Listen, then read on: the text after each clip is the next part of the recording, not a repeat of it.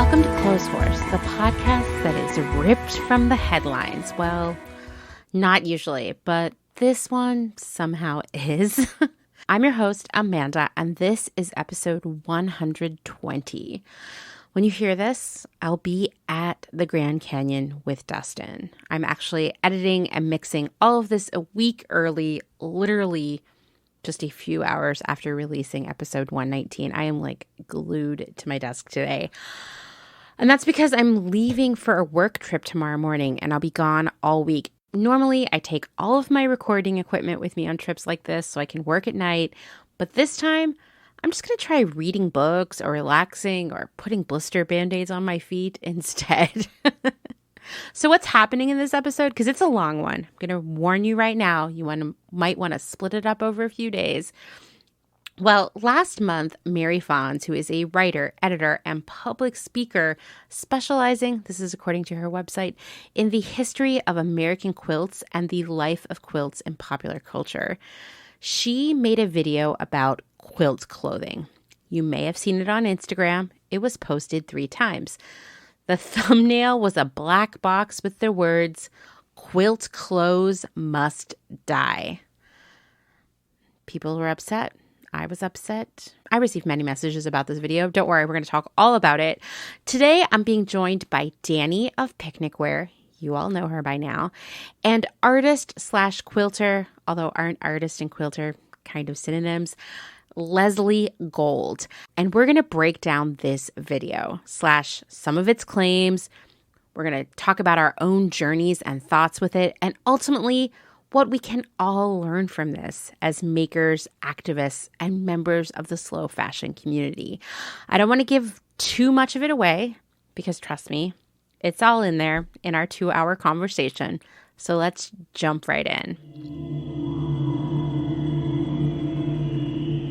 All right, today we're going to talk about something that lit the internet on fire a few weeks ago. I received this sent to me hundreds of times via both my personal and Clotheshorse Instagram account. I have already received many messages asking me if I've done an episode about this. Unfortunately, I'm not Dateline. It takes some time to get there. But today we're going to talk about what I've been calling Quiltgate. I don't know if anybody else is calling it that. But I'm really excited to have 2 fabulous guests with me today, and one of them is someone you're all familiar with. Dani, go ahead, introduce yourself to everyone again. Hi, everyone. I'm Dani. I am the sole proprietor and designer of Picnicware. You hear my ad at the beginning of the episodes. I've been on quite a number of episodes with Amanda. And yes, Picnicware is a slow fashion brand made mostly with upcycled towels. Though while this whole Quiltgate thing was going on, a lot of people like reshared my posts and were like, "Let Dani keep making quilt clothes." And I was like, never ever have I cut up a quilt, but whatever. I'm not even gonna bother. But it is random that I found myself like in this whole thing. But we'll get more into that and why soon. It's funny because I received messages from people who were like, "Amanda makes stuff out of quilts. Let her do it." And I was like, I actually don't literally make anything, guys. I don't have time. But thank you for thinking of me in this important time. So what Dani is talking about is this video that was posted on Instagram, not once, not twice, but 3 times, entitled Quilt Clothes Must Die, right? Yeah. And it was posted by a woman named Mary Fons. This is not a Mary Fons takedown podcast. I do have some issues. That's a really amicable way of saying it. I have some issues with the video, the way it was created, etc. But this is not about fuck Mary Fons, fuck quilting, anything like that. So Dani has brought a guest with her. First off, I thought, Dani, why don't you tell us why you wanted to do this episode? Because it was your idea. And then you can tell us why you brought Lesley into this. Sure. Yeah. So, Amanda, you and I have been talking for a long time about doing an episode about trends because, based on both of our experiences working in the retail world for so long. And a part of me always had this kind of thing in the back of my head about the whole quilt clothes trend and how in many ways it was starting to sit uncomfortably for me because of how kind of like saturated that whole market became. And having known Lesley for a very long time and her being a quilter and like a meticulous quilter, very passionate quilter, I could, even though I had never had a conversation with Lesley about this, I just knew because of her passion that she was probably going wild by all this quilt clothing she was seeing. And I feel like we even exchanged a couple words on Instagram about it. Like, we did. I was like, you must be like fucking dying because of all these clothes being made out of quilts. And so and I wanted to start this conversation with you, Amanda, and the quilt thing always kind of was in my mind but I was, kind of having a hard time figuring out how to approach it because I don't want to offend anyone. Mm-hmm. And I have so many friends who make things out of quilts. But so when this quilt video came out and I saw it even a little bit on the late end, but it felt like kind of on the early end. I feel like it was like a day after Mary Fons made these posts, but I saw it because of Lesley. Lesley shared it in her Instagram stories. And so my husband, Jason, saw that she posted it and was like, "Ooh, Dani, we're going to want to watch this because it's something we talk about." And so we like put it on our TV. We were like, it's 20 minutes, like put it on the TV, not just on our phones. Yeah. And we started watching. And so when it started, I was like eager to see this woman's perspective because I, just from the way that Lesley shared it, I knew it was coming from a quilter and it was called Clothes Must Die. So obviously I kind of had a feeling where it was going. And in the beginning I was like, okay, yeah, like this lady's a little wild. I don't know about her, like the way she's handling this, but I can, I appreciate her perspective. And then it kind of like turned a curve and just got nasty. Like it had Mean Girls burn book vibe energy, and it was like not cool anymore. And actually I felt like it was starting to have the exact opposite effect of what I was hoping this conversation would bring up, because her perspective of like quilt clothes was just so nasty and gatekeepy, and I felt like it was doing a disservice to the fact that so many people already own clothes made out of quilts. This trend has been going on for a number of years now, and the way that she was approaching it was very like to wear clothing made out of quilts is like shameful. You should never wear. So it was like all these people who already have clothes made out of quilts, what? You're saying like keep it in the back of your closet, throw it away, donate it? Like, what are you trying to say here? Because this is having like a negative effect, in my opinion.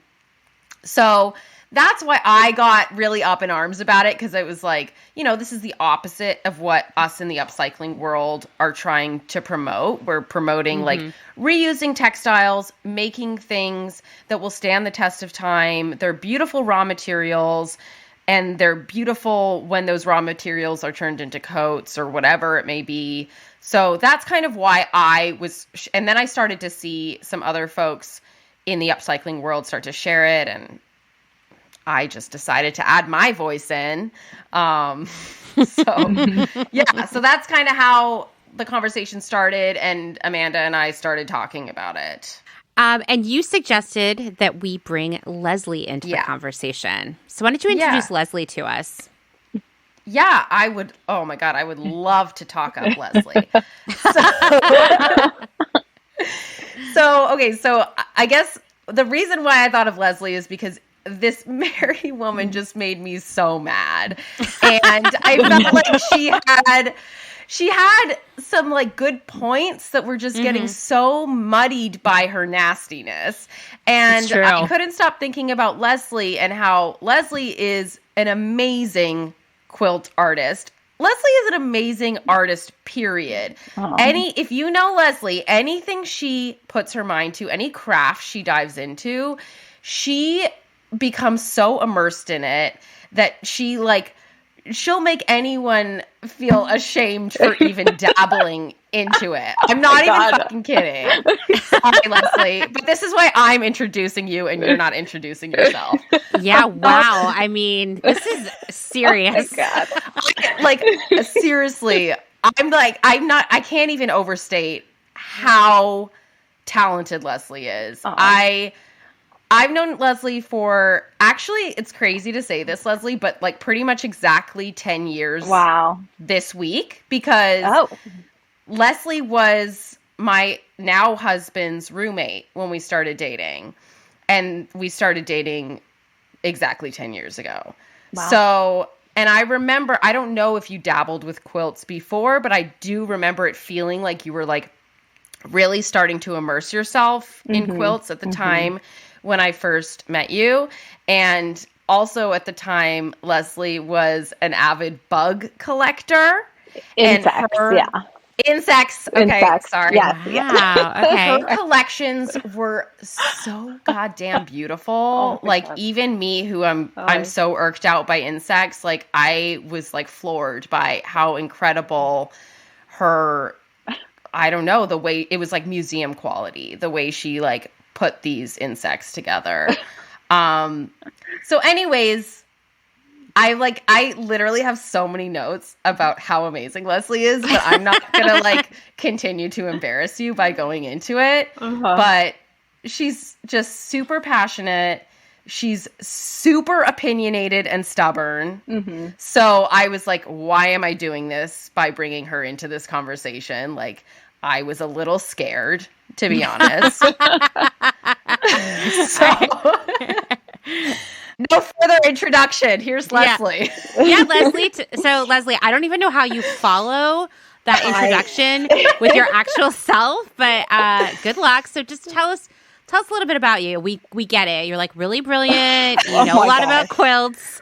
Honestly, Dani, I don't know if I should be like honored or embarrassed. I think it's like both, probably somewhere more leaning on the embarrassed side, but I'm sorry. But it's really great to be here, and thanks, Amanda, for having me. Well, I guess, okay, a little about myself. I'll probably start where I started quilting because that's what matters. I was in college, and it was my last semester. I needed one more elective. I was a fibers major at SCAD, and I looked at the classes that were offered, and there was a quilting class, and I was like, yeah, I'll take a quilting class. The class was taught by Pam Wiley, who's like such an incredible quilter and person. Anyone who knows her just falls in love. And so I took the class, and it was one of those things where you are immediately drawn to it, and like you know that it's something that's going to be like a part of your life forever. I feel like a lot of people have that about different things. For me, it was quilting, and a lot of people feel that way about quilting. Like a lot of people have an immediate connection to it. Sometimes it comes from families. Sometimes it's just like on your own, like me. But I quilted. I like took quilting with me. I moved to New York. I moved down to Philly, and it was mostly just like a hobby for me. And then at one point, the owner of BDDW, Tyler Hayes, bought one of my quilts and hung it in the showroom in New York. And that was kind of like the start of like doing commissions, and that kind of turned it from like more of a hobby into something more, not too much more, because I've always had a day job. But I'm also part of a group of quilters called Piecework Collective, and it's just a group from like around the world, really. And we're showing in New York every year. We haven't done it for the past couple of years. Hopefully we'll get back into it, but that's a really, really cool group. And I'm also a woodworker. That's what I do as my day job. Wow. But, yeah, I started taking quilting classes in Philly 10 years ago. And then at a certain point, I went to Boston to a school called North Bennett Street School, which is like a really, really amazing vocational school. They have like different programs like violin making, piano technology, preservation carpentry, locksmithing. And I was in the cabinet and furniture making program. And they really focused on like technique and skill. And it was more about like learning the actual like craft and like of woodworking than designing, which is like how a lot of other skills are. And we drew a lot from like historical pieces of furniture. So like it was very like period furniture heavy, and we like would take them apart and look at them, and it was really, really cool. And I think like I definitely became obsessed with like antiques at that point, because I was like into like immersed in the antique furniture world. And I was also looking at antique quilts a lot. I love antique quilts. I love all quilts, to be honest. I love old quilts, new quilts. I love all people that quilt. I love talking about quilts. I'm like super, super obsessed. In fact, like if there's any word to like describe like who I am, it would be like obsessive and like a perfectionist, and like I'm like really craftsmanship heavy. I mean, like I know that's not everybody's cup of tea, but for me it's just like fun to like push myself to that like point of like trying to get it like perfect. It's obsessive, but but it's fun. Yeah, so that's pretty much that's me.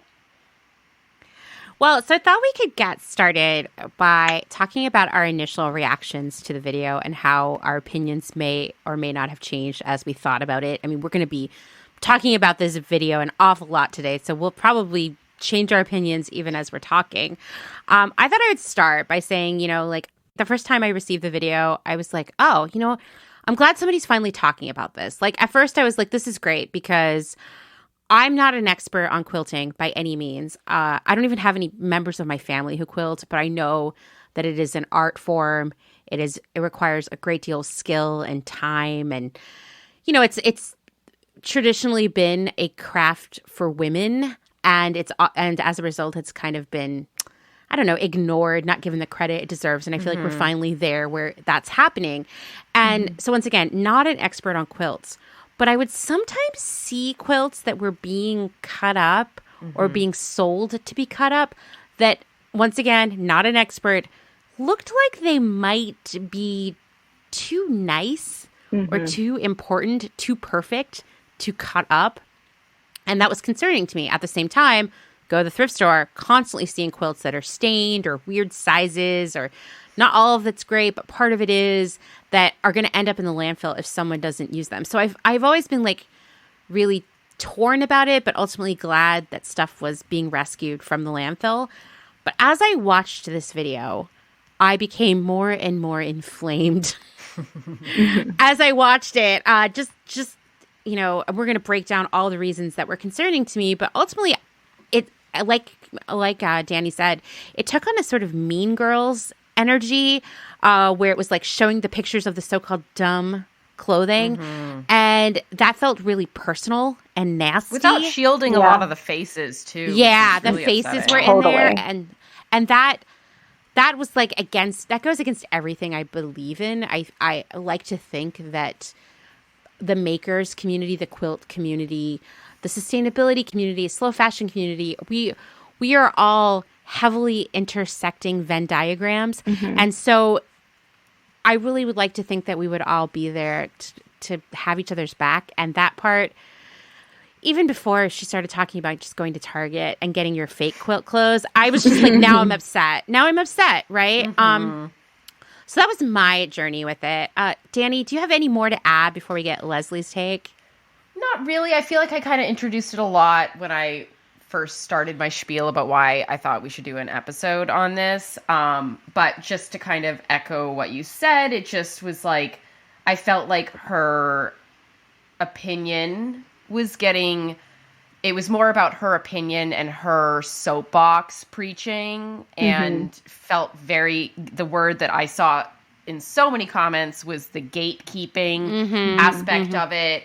And, yeah, it just felt preachy, and it felt unnecessarily cruel. And that was the thing that really, I felt like I said, was doing a disservice to the message. And I was like, I would love to actually hear the perspective of someone who isn't so nasty, you know? And, because I did think that there needed to be the voice of the quilt community heard on this.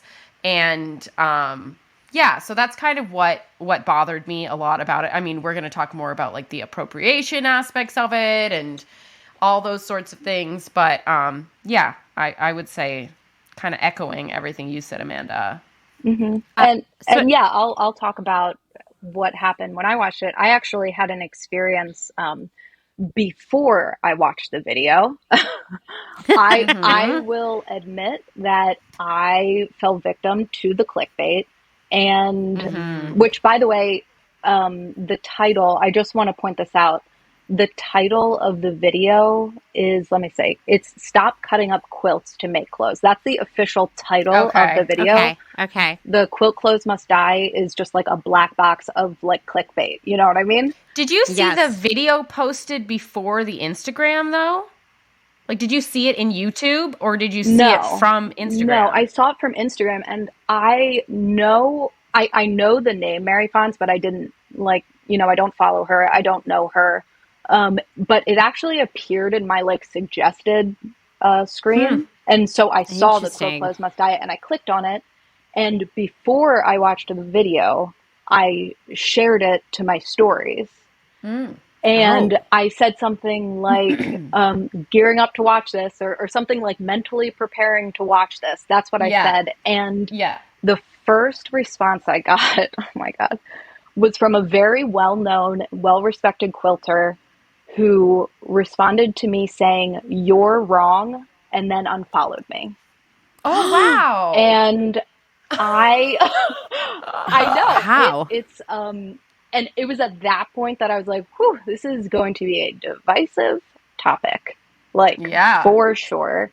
And I even wrote to her, and I was like, like willing to hear both sides. Like, I hadn't even thought of the other side. This is something that I think about often. Like, this wasn't like the first time I had heard about it.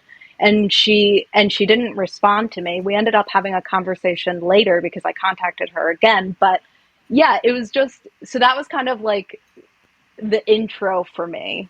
And then I also put it up on the TV, and my boyfriend and I watched it there together, which is very funny that you did that too, Dani, with Jason. And I gotta say, first time around, I agreed with almost everything she said, but scattered in there were moments of true cringe. Like, I hated that she posted photos of people. Some of those people are my friends. Like, I did not like that at all. And especially saying, I can't stand when people say, I'm not naming names. It's like, but you're just being so passive aggressive. Like, you're being so passive aggressive right now. Like, you're literally posting their photo, their work, like you're naming names. Yeah. And obviously, like, comparing it to murder, I had a huge issue with that. Cultural appropriation, I had a big issue with that. I mean, like, there were issues, but I truly, honestly, like, agreed with what she was saying. And I want to say that I told you guys this before, but I did have a real awakening because I watched the video again today. I had the same feelings about it, but this has probably literally never been said before, ever. I read the comments, which is like the drivel of the internet, and it changed my mind. It swayed me. But it did for me too. I felt like I was kind of like straddling the line of how I felt about things. And then by reading all the comments, I didn't really read the comments on YouTube. I was too scared to. But I went into the comments in Instagram. And that's where I read so many really beautiful, thoughtful points that hadn't even dawned on me. And it made me like full on the quilt clothes must live side. Yeah. I'm not full on. With some exceptions. I'm not full on, but I am. Yeah. I'm in a much different place. And I do want to say, like, after having that experience of like changing my mind. I felt lighter. I felt liberated. I was like, what else can I change my mind about? I swear to God. Wow. I was like, what else is there? And I was like trying to think, and I couldn't think of anything. But it's funny because at the end of our Google Doc that we have shared, I wrote in quotation marks, normalize changing your opinion when being presented with new information. Right. Because that's how I felt. I felt like my opinion was changed because I was given all this other information. Right. No, I agree. So I like Dani, did not read the YouTube comments because the last time I did that, I saw someone talking about someone having cankles. This was a different video. And I was like, this is a video about like how to, like refinish a piece of furniture. Like what the fuck? God. So I am never going to read the YouTube comments again because apparently they're triggering even when we're talking about vintage furniture. So I instead went to the Instagram comments, which to be fair, as a person who is on the internet, as a person who gets a lot of comments, I am also anxious about reading Instagram comments. But like Dani said, there were some really good ones there. Like I almost thought about reaching out to people and asking if I could read them on this episode. And I was like, you know what? The listeners can go find these videos and listen to them. And the great news is the video is posted 3 fucking times. So you can have 3 sets of comments to watch. So before we jump in, I wanted to talk about that a little bit because like I too had never heard of Mary Fons before this. What struck me immediately, it was that black box that said quilt clothes must die. And the fact that the video was posted 3 times in a row with that big black box really says something because you wouldn't need to do that unless you were trying to get as many people as possible on your account watching that video, lifting up that algorithm. So something that happens to me a lot is that people accuse me on Instagram of posting clickbait. And I have a new policy, which is that if you call anything that I post as Clotheshorse clickbait, you are immediately blocked because that's just bullshit nastiness. And that is because the definition of clickbait, this comes from Merriam-Webster, something designed to make readers want to click on a hyperlink, especially when the link leads to content of dubious value or interest. So I know that the content I create, I've actually researched and worked really hard, and it's thoughtful, and it's not intended to get you to click on something because, like, I don't care if you do or not. Right. This felt like clickbait where it was like, I'm going to get you so fucking riled up. You're going to come on this video. You're going to follow Mary Fons. You're going to leave comments. You're going to share it, send it, be pissed off. And this is going to make Mary Fons famous. It just felt so gross to me. Yeah, honestly, I felt that. There's one part of it that I did consider, though, is that, like, as someone who works on the look of my Instagram meticulously, like to a fault, where I'm like, I'm spending too much time on this. I'm like, was she just trying to like even things out instead of having this one random post in the middle there? But I don't know if that's like being too generous to her. But yeah. I mean, definitely, I will say, and we could talk about this more at the end, Mary Fons has posted since this video, and she refuses to really directly acknowledge any flaws in the video. Yeah. She definitely is continuing to try to gaslight anybody who has an issue with it into believing that they're just wrong or misunderstanding. Which there's no misunderstanding here. Once again, the title is, at least that black screen is, Quilt Clothes Must Die. It's really hard to get confused there. So I felt like there was a lot of weird intent around creating this video in the first place. So Mary Fons has a lot of issues with quilt clothing. That's what this video is about, obviously. But her big theme with it seems to be that it appropriates quilt culture. And I thought we could start by unpacking that. What is quilt culture? This is something I'm really going to defer to Lesley on, but I would love to know who participates in quilt culture and how has it changed over time? Well, can I just start by talking about what quilts are, like the kind of quilts. I kind of want people to like understand the vast scope of quilts like around the world and just the history. It's not going to be that long, but no, educate us. We're we don't know stuff about quilts. We want to know. All right. Well, okay, quilts. Quilts are three layers of fabric, a top, a bottom, and they're sandwiched around some kind of middle, which is like a batting. It can be cotton or wool.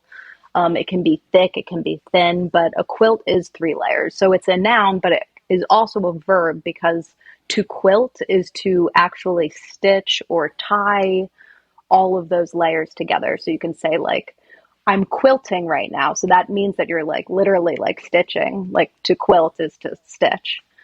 And then there's so many different kinds of quilts. This is what I love about it so much. Like the sky is the limit, and I encourage everybody to take up quilting. It's so much fun. So there's something called whole cloth quilting, which means that it's just like a single piece of fabric on the top. And within that whole cloth, you can have trapunto quilts, which you like fill with cotton. So it's like little mounds. There's wedding quilts, which are like traditionally white, and it's mostly just stitching. These quilts are really just is where like the quilting shines. And there's like these quilts like come from different regions and they're noticeable from those areas. So like you can have like Welsh or Italian quilts, and like they have like a beautiful like sheen of fabric, and it's just a whole cloth quilt with like different patterns that are like specific to that region. Most what we see are pieced quilts, which means there's like little pieces of fabric, which can be like hand or machine sewn together to make the design on top. Like everybody right now is doing 9-patch quilting, 9-patch piecing, I should say. So it's just 9 squares pieced together. But there are encyclopedias of different blocks, and blocks are just like the blocks that repeat on a quilt to make a pattern. And it's really cool to see these encyclopedias. There are so many, there are thousands. And then you have like embroidered quilts. So, your red work, which is one of my personal favorites. I absolutely love red work and like blue work. That also gets into the scope of like signature quilts, which are like community quilts where people come together and like sign their names. And then a lot of times someone will like go over the signature and embroidery. Applique quilts, love applique. This is like something that I don't know if this is true, but like to me, I think of it as like a regional thing. Like we know of Hawaiian quilts. Those are, women from Hawaii it's a whole cloth background, and then it's one piece of fabric that's cut and appliqued like as if it's like a snowflake, that wow, it's incredible. You would like fold up a snowflake like piece of paper, cut it out, and then open it up. So those are so truly beautiful. Incredible. Whoa, I just Googled it. It's stunning. Yeah. And, there's Baltimore album quilts, but they're really super elaborate, like floral and pictorial quilts from Baltimore. And these can be like all different kinds of like geometric and abstract pictorial. Like there's just no limit to what you can do with that. And then there's like mixed kind of quilts. Like, you got your crazy quilts, which are fun, just kind of like improv patchwork. And then, there's like a decorative embroidery. And then after that, there's like quilts of significance. So like they commemorate different like human experiences, like baby quilts, wedding quilts, mourning quilts when people die. And they're just like such a special and unique object. And the reason that like I bring all of this up is because I feel so strongly that quilters are like not only masters of their crafts, but they're like legit artists. They create like 3D objects out of 2D designs, and it involves so many different like skills, from design and color placement to handwork. And it should never be taken lightly, the amount of like artistry and skill needed to create one, let alone, we're not even talking about time, which is like an unbelievable amount of time. So I kind of wanted to start there to say that it's really important that if you think, like, even if you think it's okay to cut up a quilt to make clothes, which I actually do now, I Wow. still now I think it's okay, like, and I think it's even good. I just want to make Wow. sure This that is huge, people. I can't underscore guys. enough how huge this is. This is huge. I did not see this coming at all. I just don't want people to be like dismissive of the emotional like connection and historical value and like the meaning of 100%. quilts and like just what they are to people. Like that should be respected, Yeah. Okay, history of quilts and then culture. Okay. Quilts were brought over to the Americas by settlers, and they kind of like spawned off from that direction. Women started making them.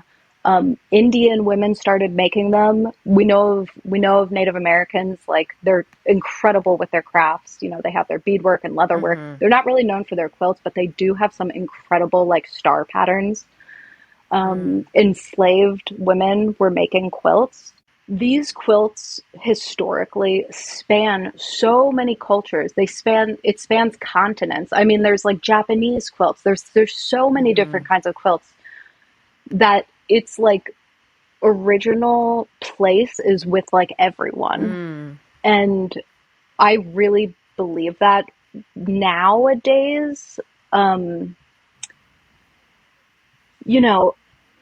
nowadays, like if I'm being totally honest here, like it feels like a white woman's thing. Now there are some like incredible black women like making like serious quilts that are like in galleries, like some of the most famous quilters right now like are. But it feels like a white woman's thing, and it feels very it's hard to like define it, but like if you know what the Modern Quilt Guild is, it's like a national quilt guild that is just like mostly middle-aged white women, which is fine, but that kind of feels like where the culture is. It kind of feels like that's where a lot of craft cultures can be, like knitting and stuff, just because like to make art, to do things, you need to have like a lot of time, and sometimes unfortunately that kind of falls to white women who aren't like a degree of privilege in many cases. Yeah. A degree of privilege. Exactly. That's what I'm trying to say. So that is where it is. It feels like quilt culture is like coming into like a new wave right now. There's a lot of quilters from like around the world who are getting together because of social media, and people are doing like really interesting things. No longer is it like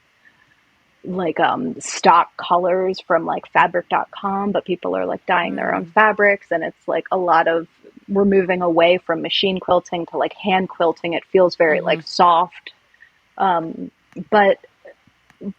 But I don't want to put like any quilts down, because I do love all of them, and I love all quilters, and I could talk about quilts all day long and never get tired of it. But yeah, I think that's kind of where it stands at the moment. That was beautiful. From my point of view. I loved it. It was very educational, which is what we needed. Because Dani and I talked about doing a quilt episode, and I was like, I don't know anything about quilts. I think they're pretty. I know they take a long time. I think they're really cool. So I'm glad that you were able to give us the very abbreviated version of quilt history here.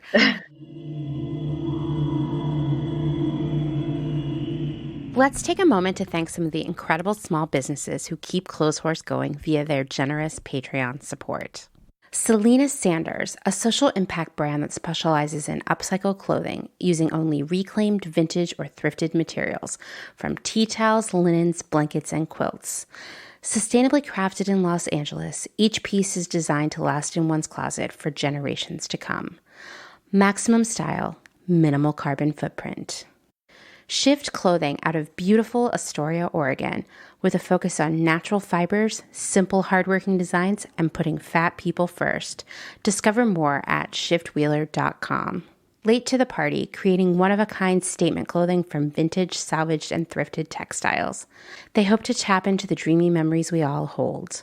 Floral curtains, a childhood dress, the wallpaper in your best friend's rec room, all while creating modern, sustainable garments that you'll love wearing and have for years to come. Late to the Party is passionate about celebrating and preserving textiles, the memories they hold, and the stories they have yet to tell. Check them out on Instagram at Late to the Party People. Vino Vintage, based just outside of LA. We love the hunt of shopping secondhand because you never know what you might find. Catch us at flea markets around Southern California by following us on Instagram at vino.vintage so you don't miss our next event. Gabriella Antonis is a visual artist and an ethical trade fashion designer. But Gabriella is also a radical feminist micro-business. She's the one-woman band trying to help you understand why slow fashion is what the earth needs. The one-woman band to help you build your own brand. She can take your fashion line from just a concept and do your sketches, pattern making, grading, sourcing, cutting, and sewing. The second option is for those who aren't trying to start a business and who just want ethical garments. Gabriella Antonis will create custom made-to-measure garments just for you. Her goal is to help one person of any size at a time, including beyond size 40. To inquire about this serendipitous intersectional offering of either concept, DM her on Instagram to book a consultation. Please follow her on Instagram and Twitter at Gabriella Antonis. And that's Gabriella with one L. Gotta get that spelling right. Dylan Page is an online clothing and lifestyle brand based out of St. Louis, Missouri. Our products are chosen with intention for the conscious community. Everything we carry is animal-friendly, ethically made, sustainably sourced, and cruelty-free. Dylan Page is for those who never stop questioning where something comes from. We know that personal experience dictates what's sustainable for you, and we are here to help guide and support you to make choices that fit your needs. Check us out at dylanpage.com and find us on Instagram at dylanpagelife&style. Salt Hats, purveyors of truly sustainable hats, hand-blocked, sewn, and embellished in Detroit, Michigan. Find us on Instagram at Salt Hats. Karen Kinney Studio. Located in Western Massachusetts, Karen specializes in handcrafted earrings from found, upcycled, and repurposed fabrics, as well as other eco-friendly curios, all with a hint of nostalgia, a dollop of whimsy, a dash of color, and 100% fun. Karen is an artist/designer who believes the materials we use matter. See more on Instagram at Karen Kinney Studio or online at www.ckinney.com. Gentle Vibes Vintage. We are purveyors of polyester and psychedelic relics. We encourage experimentation and play not only in your wardrobe, but in your home too. We have thousands of killer vintage pieces ready for their next adventure. See them all on Instagram at Gentle Vibes Vintage. Thumbprint is Detroit's only fair trade marketplace, located in the historic Eastern Market. Our small business specializes in products handmade by empowered women in South Africa, making a living wage, creating things they love like hand-painted candles and ceramics. We also carry a curated assortment of sustainable and natural locally made goods. Thumbprint is a great gift destination for both the special people in your life and for yourself. Browse our online store at thumbprintdetroit.com and find us on Instagram at thumbprintdetroit. Let's get things started by saying, is quilt clothing appropriating quilt culture? And I thought, it never hurts to do just a little breakdown of what cultural appropriation is. Because I think it's something that we hear on the internet, we see conversations about. Sometimes those conversations are right and sometimes they're wrong. But what comes up over and over again is that a lot of people don't really understand what it is, but they know it's bad, right? So I thought, rather than being like, I assume you all know about what cultural appropriation is, let's determine if we're culturally appropriating quilt culture.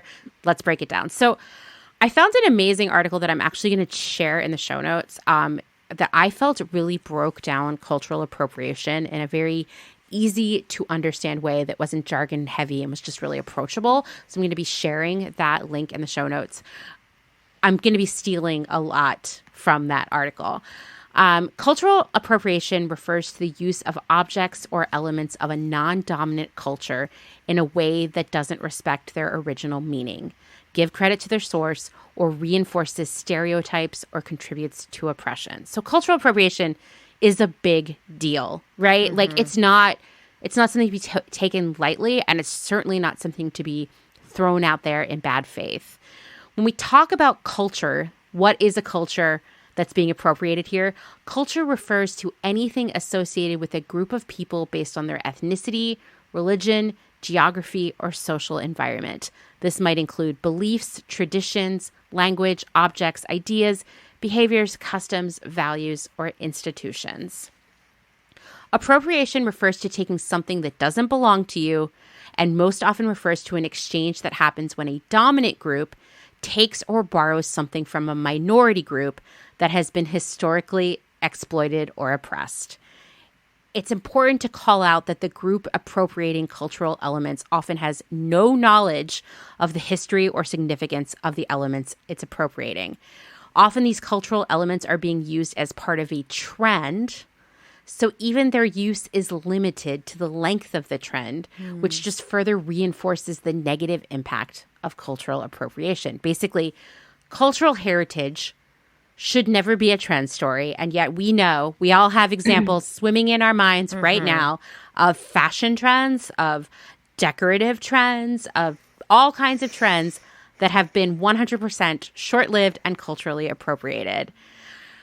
So where we see cultural appropriation happening the most, and you guys jump in if you have some examples here that might illuminate people, intellectual property, artifacts, dance, clothing and fashion. That's the one where I have seen it happen so often throughout my career. I remember specifically a collection of clothing we did at Nasty Gal when I was there that was a complete knockoff of traditional Chinese dress. I said, hey, this seems wrong to me. It was lifted from a runway show. I can't remember which designer, who also was culturally appropriating with abandon. And that was supposed to be our defense. Well, we didn't do it first. Like Saint Laurent did it first, or whoever it was. And then to take it to the next level, our marketing team did a photo shoot in Chinatown in LA with these clothes. I have searched the internet for evidence of this, but it has been long wiped. Of course, we didn't get the kind of blowback that I had anticipated or hoped, but we did get some. So that's one that I have experienced a lot. But there's also language, music, food, religious symbols, decorations, medicine, makeup, hairstyles, tattoos. Here's my personal favorite, wellness practices. That's a big one right now. The goop of it all, right? There's cultural appropriation happening in a lot of different areas of our lives right now. When you're trying to determine whether or not a project or an idea is cultural appropriation, there are questions you can ask yourself. I thought we could see how these apply to quilt clothing, okay? So the first is, as the quilt clothes maker, what is your goal with what you're doing? I mean, I would say probably, to make money. Make money, and I hope, save things from the landfill, right? Oh, yeah. Are you following a trend or exploring the history of a culture? So I'm going to say, and this is with hashtag not all quilt clothing makers, I do feel that probably a lot of them are not deeply entrenched in the knowledge of quilt history. Yeah, I mean, I feel like most of them are not even dabbling in it. I have to say. I would agree. And this is where you're like, okay, so I see a little bit of where what Mary Fons is saying here. I mean, it's going to go off the rails in a few minutes, but we can all agree that quilt clothing has been a trend. For better or worse, upcycling is a trend. I want it to become a way of life. I would love to see this one stick around. Yeah. Quilt clothing would probably be a part of it. But so would be what Dani does, making clothing out of towels, people making dresses out of sheets. What Selena Sanders does with tea towels and other, linens. Like, I would love to see that continue. And so I don't want upcycling to be a passing trend. And therefore, I don't want quilt clothing to be a trend. But we can agree it's been very trendy. A real moment. It's very saturated right now. And it's not even just that quilt clothing is new at all. It's been around forever. As long as quilts have been around. But it's been like having a big moment in fashion. Yes. Both in mainstream fashion and in our own like slow fashion area. And actually, A friend of mine owns an incredible quilt company, and one thing they do is they make quilt coats every fall. And she was telling me, like, you know, the peak of it really for them was about 2019, 2020, and it has slowly kind of fallen off. So I do wonder if there's a trend component to this. I mean, we know there is, but could it become a lifelong trend and just a way of life? I don't know. It's definitely something that's on my mind, especially because, you know, as Mary Fons brings up, you can go to Target, not right now, but you could a few months ago and get quilt-inspired clothing. I saw it. I was shocked. Yeah. Like how extensive it was and how inexpensive it was. So here's the next question. Are you deliberately trying to insult someone's culture, or are you being respectful? I don't think anyone is deliberately trying to insult someone, like the quilt makers. No. I don't think so either. Are you purchasing something that is a reproduction of a culture or an original? This is a reworking. That's a muddy one because I feel like I've actually seen some quilt like coat makers making quilt coats out of like a quilt that I had in my dorm from Urban Outfitters. Oh my god! And I'm like, that's interesting. That is really funny. Is that okay? Or you know what I mean? It was just like, this is just interesting to think about. You just unlocked a memory for me of a quilt that I bought from, Urban Outfitters at least 10 years ago. It was totally like, it was really quilted, right? And it was really patchwork and it was really beautiful, but it was like the Urban Outfitters version of it, which means it was made of like horrible fabric.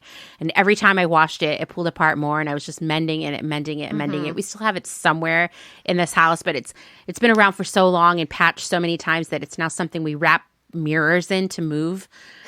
You know, like it's like it can't be salvaged or washed anymore. Well, that's actually a good point that you bring up, because a lot of like antique and vintage quilts are they're so old at this point. Like all fabric has a life. Like everything will just deteriorate. And if you are planning on like washing that, like it will fall apart. Like it actually will fall apart, at least like the quilt part of it. Right. So it's interesting to think about the quilt clothes too in that regard, right? Yeah. I mean, okay.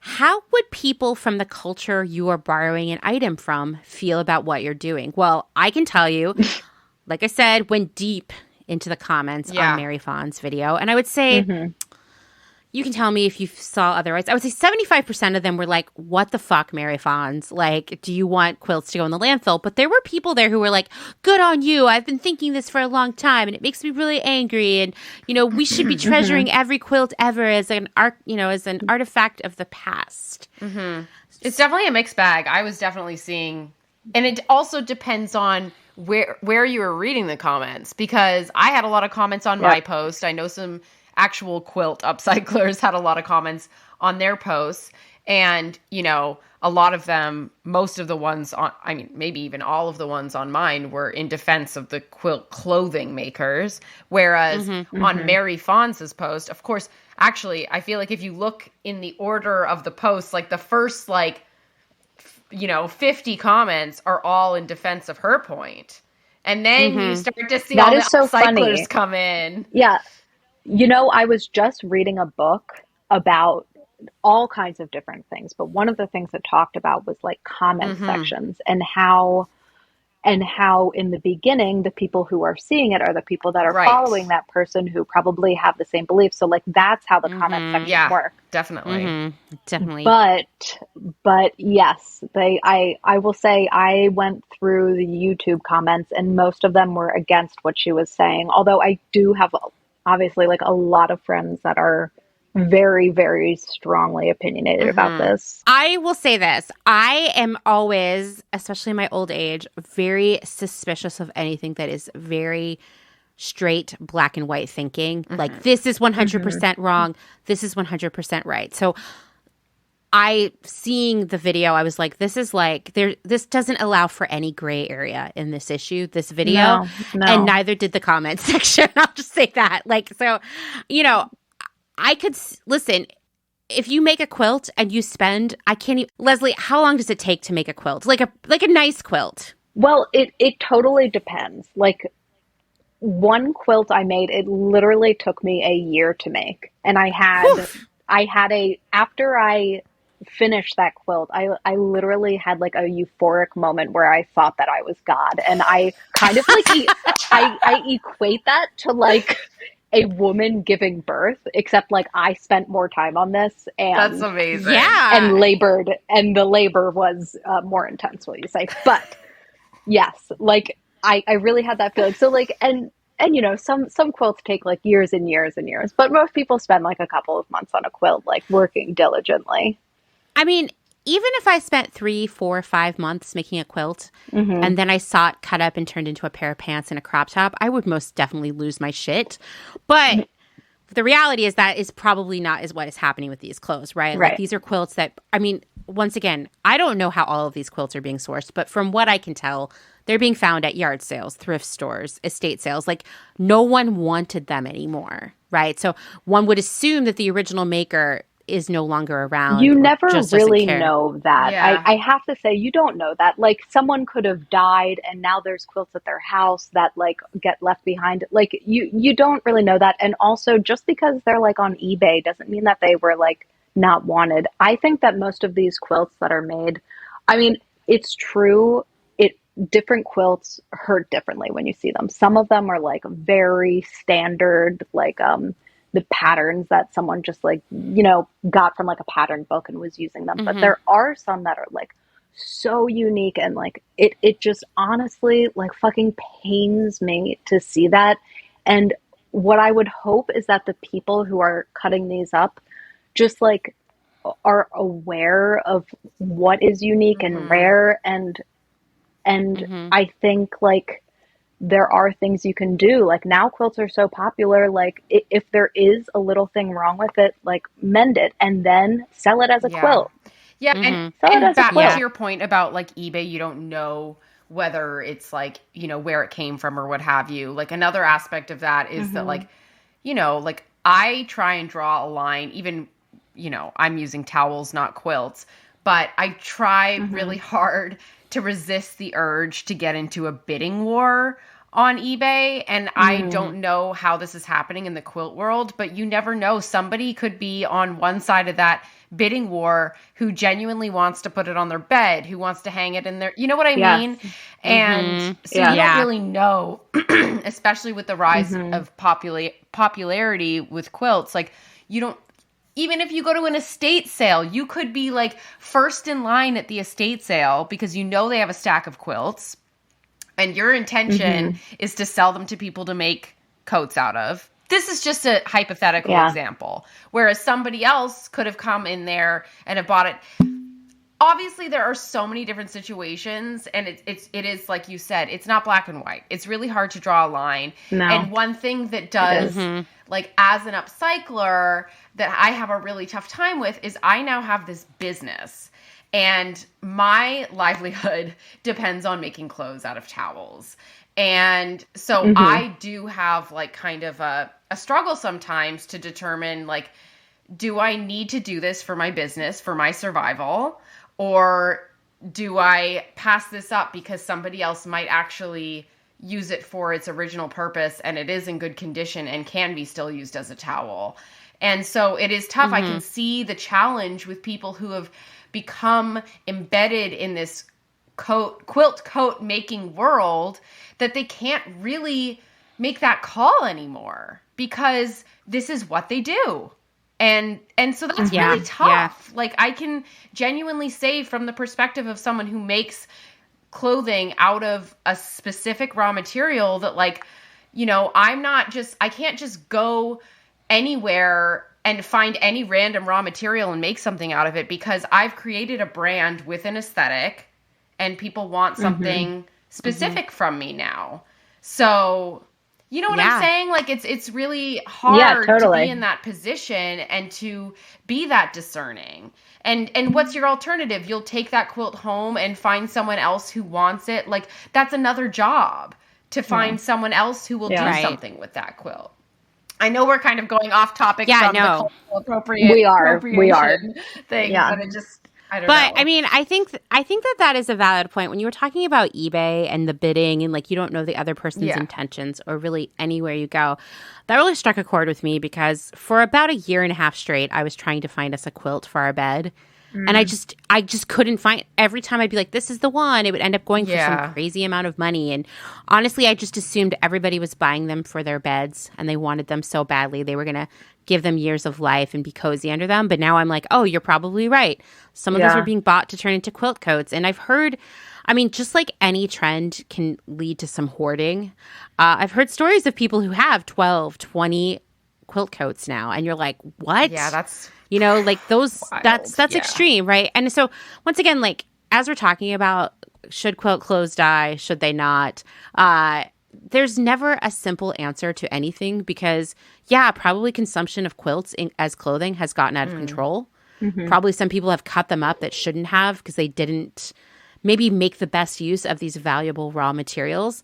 At the same time, plenty of them were going to go to the landfill because, like, I would see lesser quality quilts or quilts that needed major stain removal or repairs or are weird sizes at thrift stores all the time. And I would hope that someone bought those and used them. But then I would see stunning quilts on eBay that were flawless and just going for like $300. And I would be like, I hope that's going on someone's bed. So it's complicated, right? Like everything that we talk about, there's no straightforward, clear, like this is right, this is wrong answer. It's just stuff is complicated. I have a quick interjection / question. Lesley, Amanda and I have both used the term raw materials while talking about quilts. Does that pain you? It doesn't because I understand what you're saying. Fair. Like, do you know what I mean? Like, I'm not offended. Like, I get what you're talking about as a raw material. Great. I want to interject and say, to clarify, I actually love quilt clothes. Like I do. And it's disturbing when I see quilts that are like super rare. That hurts, but I do love them because I love quilts. And so of course I would love them, like seeing them in any form. So that was one thing I hated about Mary's video, but you guys both touched on that as well, but I just wanted to also say because she's really, that's a really good point because by criticizing the clothing, it's like, it's a little bit confusing because she's saying like dumb pants and like criticizing the jumpsuits or whatever. But the really offensive thing is that it's, I just can't figure it out because you either are criticizing the quilt or you're criticizing the design of the jumpsuit, in which case it has nothing to do with the quilt. You're just criticizing the designer and the silhouette that they've created. So I think she's just so offended by the practice that to her seeing a quilt as that thing is like dumb and ugly or something. Right. Yeah.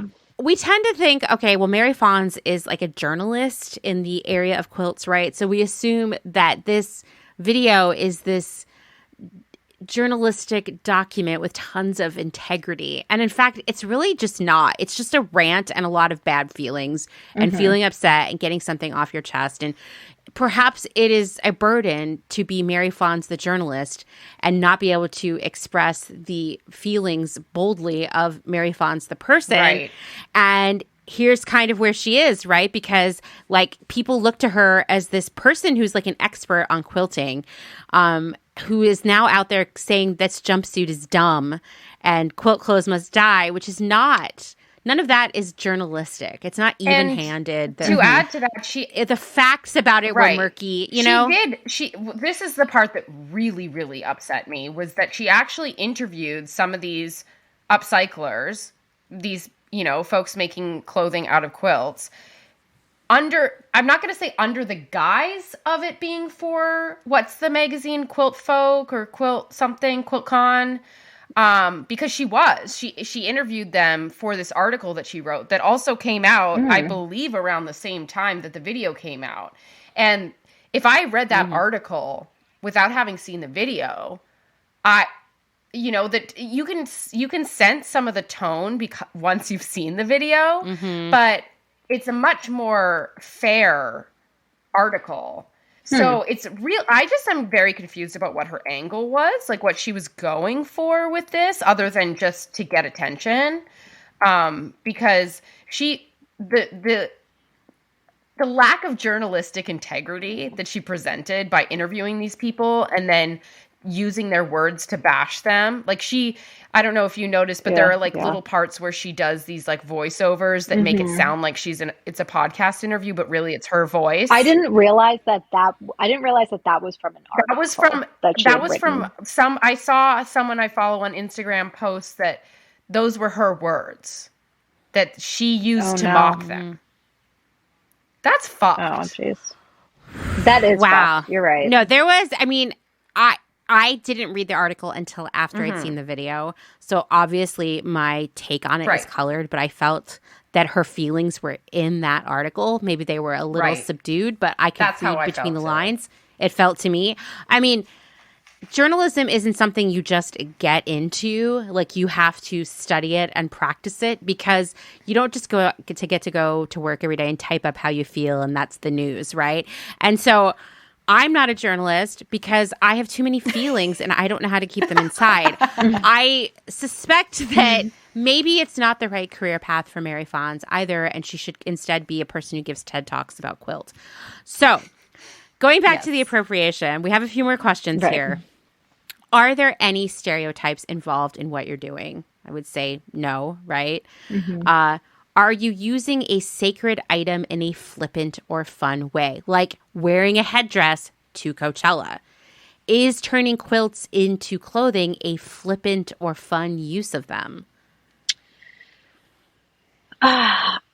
When you compare it to a headdress, like, no, because that is like a truly, sacred ceremonial object. Right. And as much as I love quilts, that is not what it is. Right. I mean, I think, I'm spoiler here. I feel like perhaps the assertion that quilt clothes appropriate quilt culture is a little bit of an overstatement. But we have a few more questions here. Okay. Are you borrowing something from an ancient culture and pretending that it is new? Quilting has been around for a really long time. And it is fair that someone's taking this like long art form that's been around for a long time and sewing it into contemporary clothing. Like, I could see that could be offensive to someone. I don't know. Do you have anyone have any feelings there? No, I agree. I don't know if people are really like pretending that it's new, but they're certainly not giving like any credit to the original like maker. Right. And just kind of like acting like it was their idea, like this design. I mean, the real like designer of the piece is the quilter, in my opinion. It's the color, it's the design. I mean, I can't say I completely agree with that, but I very much agree that that's like a huge part of it. And to be honest, like, I remember like a year ago, Diet Prada wrote about how some guy created this line that basically they were saying was just totally duplicative of everything Bodhi had done. And they were saying like, this like pretty white boy comes on the scene and all of a sudden like Vogue writes about them. And they were going on and on about this. And I was like, I commented about the fact that, like, how are we praising these designers and no one's praising the artisans who made the quilts originally? But that's where I do feel like, and it was something you said earlier, Amanda, I think, where about the like respect for the origin. I do feel like there are many upcyclers who do really respect the craft of the quilts and talk about the history of them and that sort of thing. And I feel like now there's a lot who don't, but a lot of the ones who have been around for a while are very aware and conscious of the history. I mean, I don't know because I don't really know the history myself, like above what Lesley just told us. But I do know that a lot of them are, really thoughtful about it. So, but in the scheme of how many people are making clothes out of quilts, I don't know what percentage do really care. Yeah, I mean, and I don't think that they're all these, which we're going to get into this term, they're not all these like rampant quilt murderers out there operating with abandon. I just think like they wouldn't be making stuff out of quilts if they didn't think quilts were cool and beautiful and great to look at and really inspiring. Like I know that there is an appreciation for quilts there. They're not just slicing them up because they're like psychopaths or something. Like they're just, like they're like, these are really beautiful. I would like to wear this on my body. I would like someone else to wear this on their body. And so I don't think that everybody's out there like deciding to just dismantle quilt culture for fun.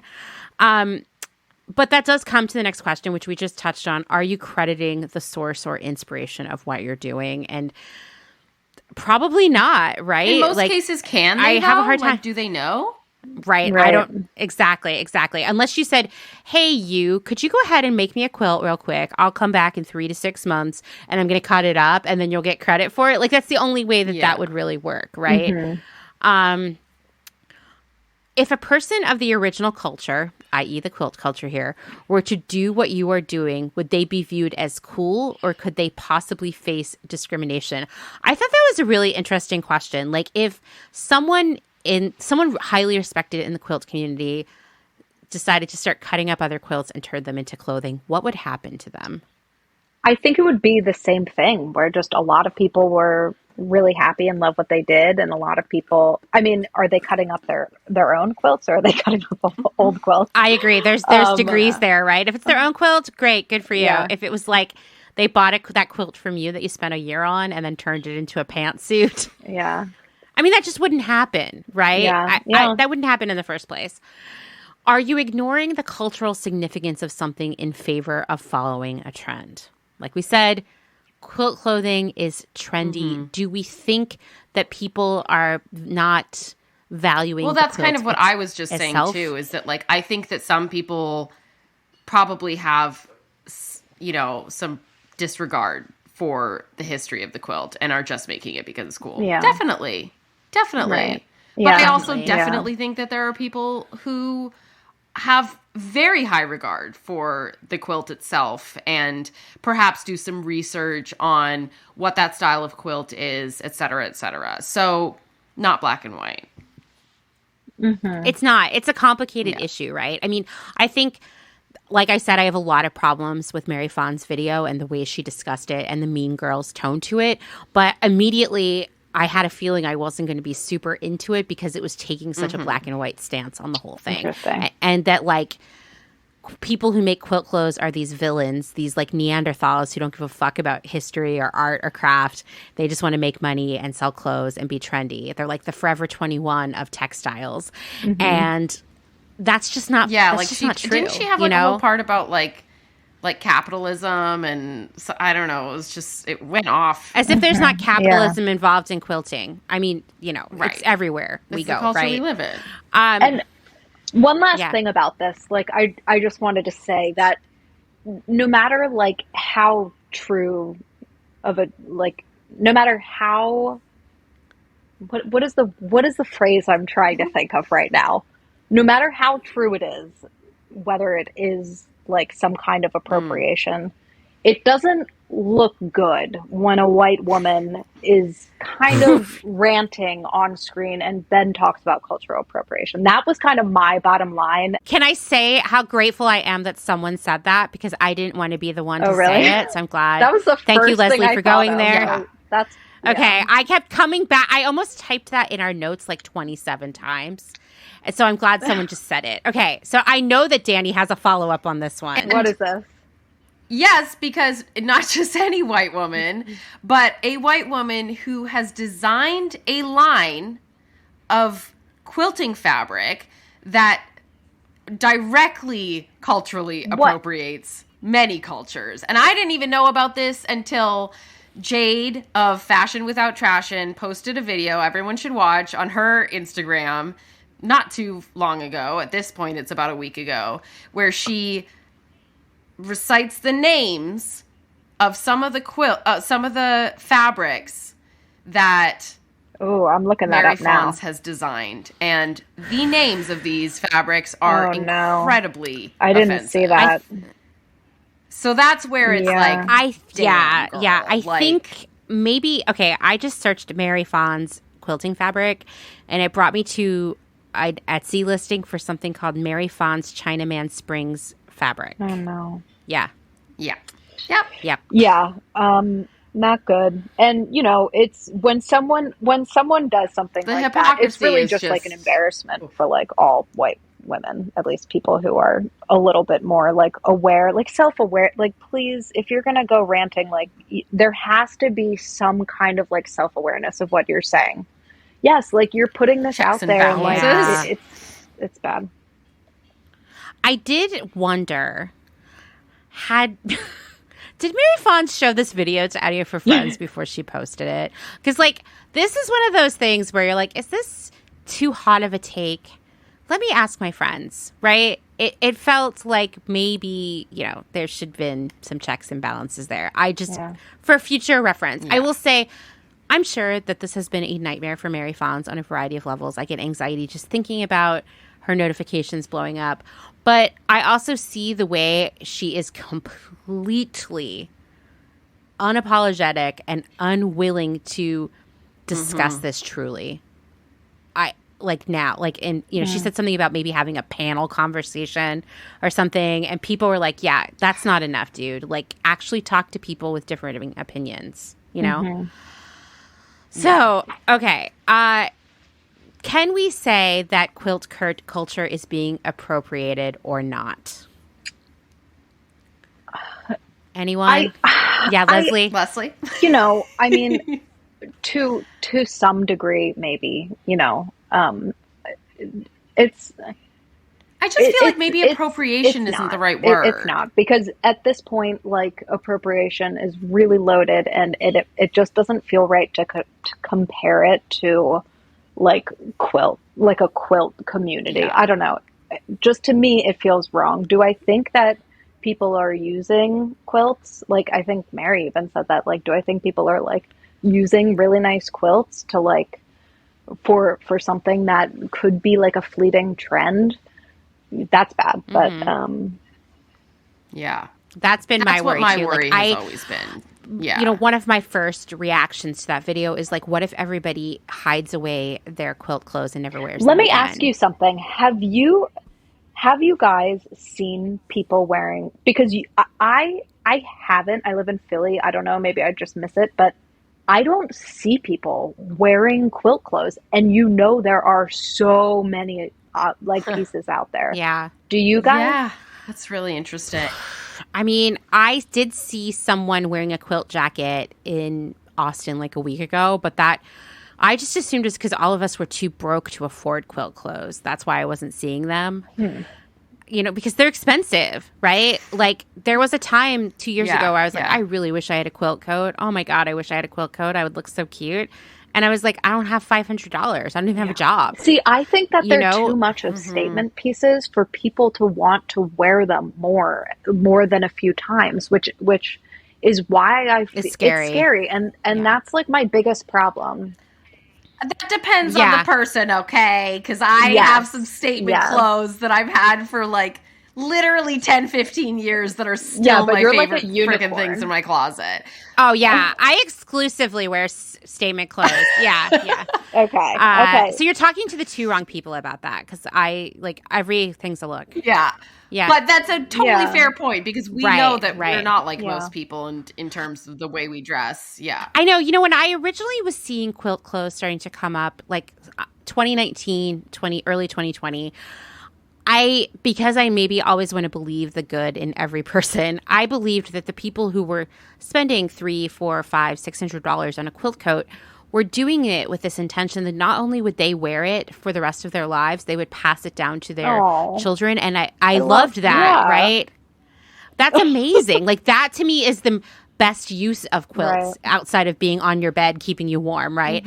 I was like, this is beautiful. Like, if I spent $500 on a quilt coat, you know, I would be wearing it forever and passing it on to my daughter and my grandchildren and all. And so I wanted to believe that. But at the same time, We know that people love to overconsume. And while we might think that a $500 coat is too expensive to buy on a whim and never wear, there are others out there who would disagree, not like they would literally disagree to your face, but their behavior would show that they disagree, right?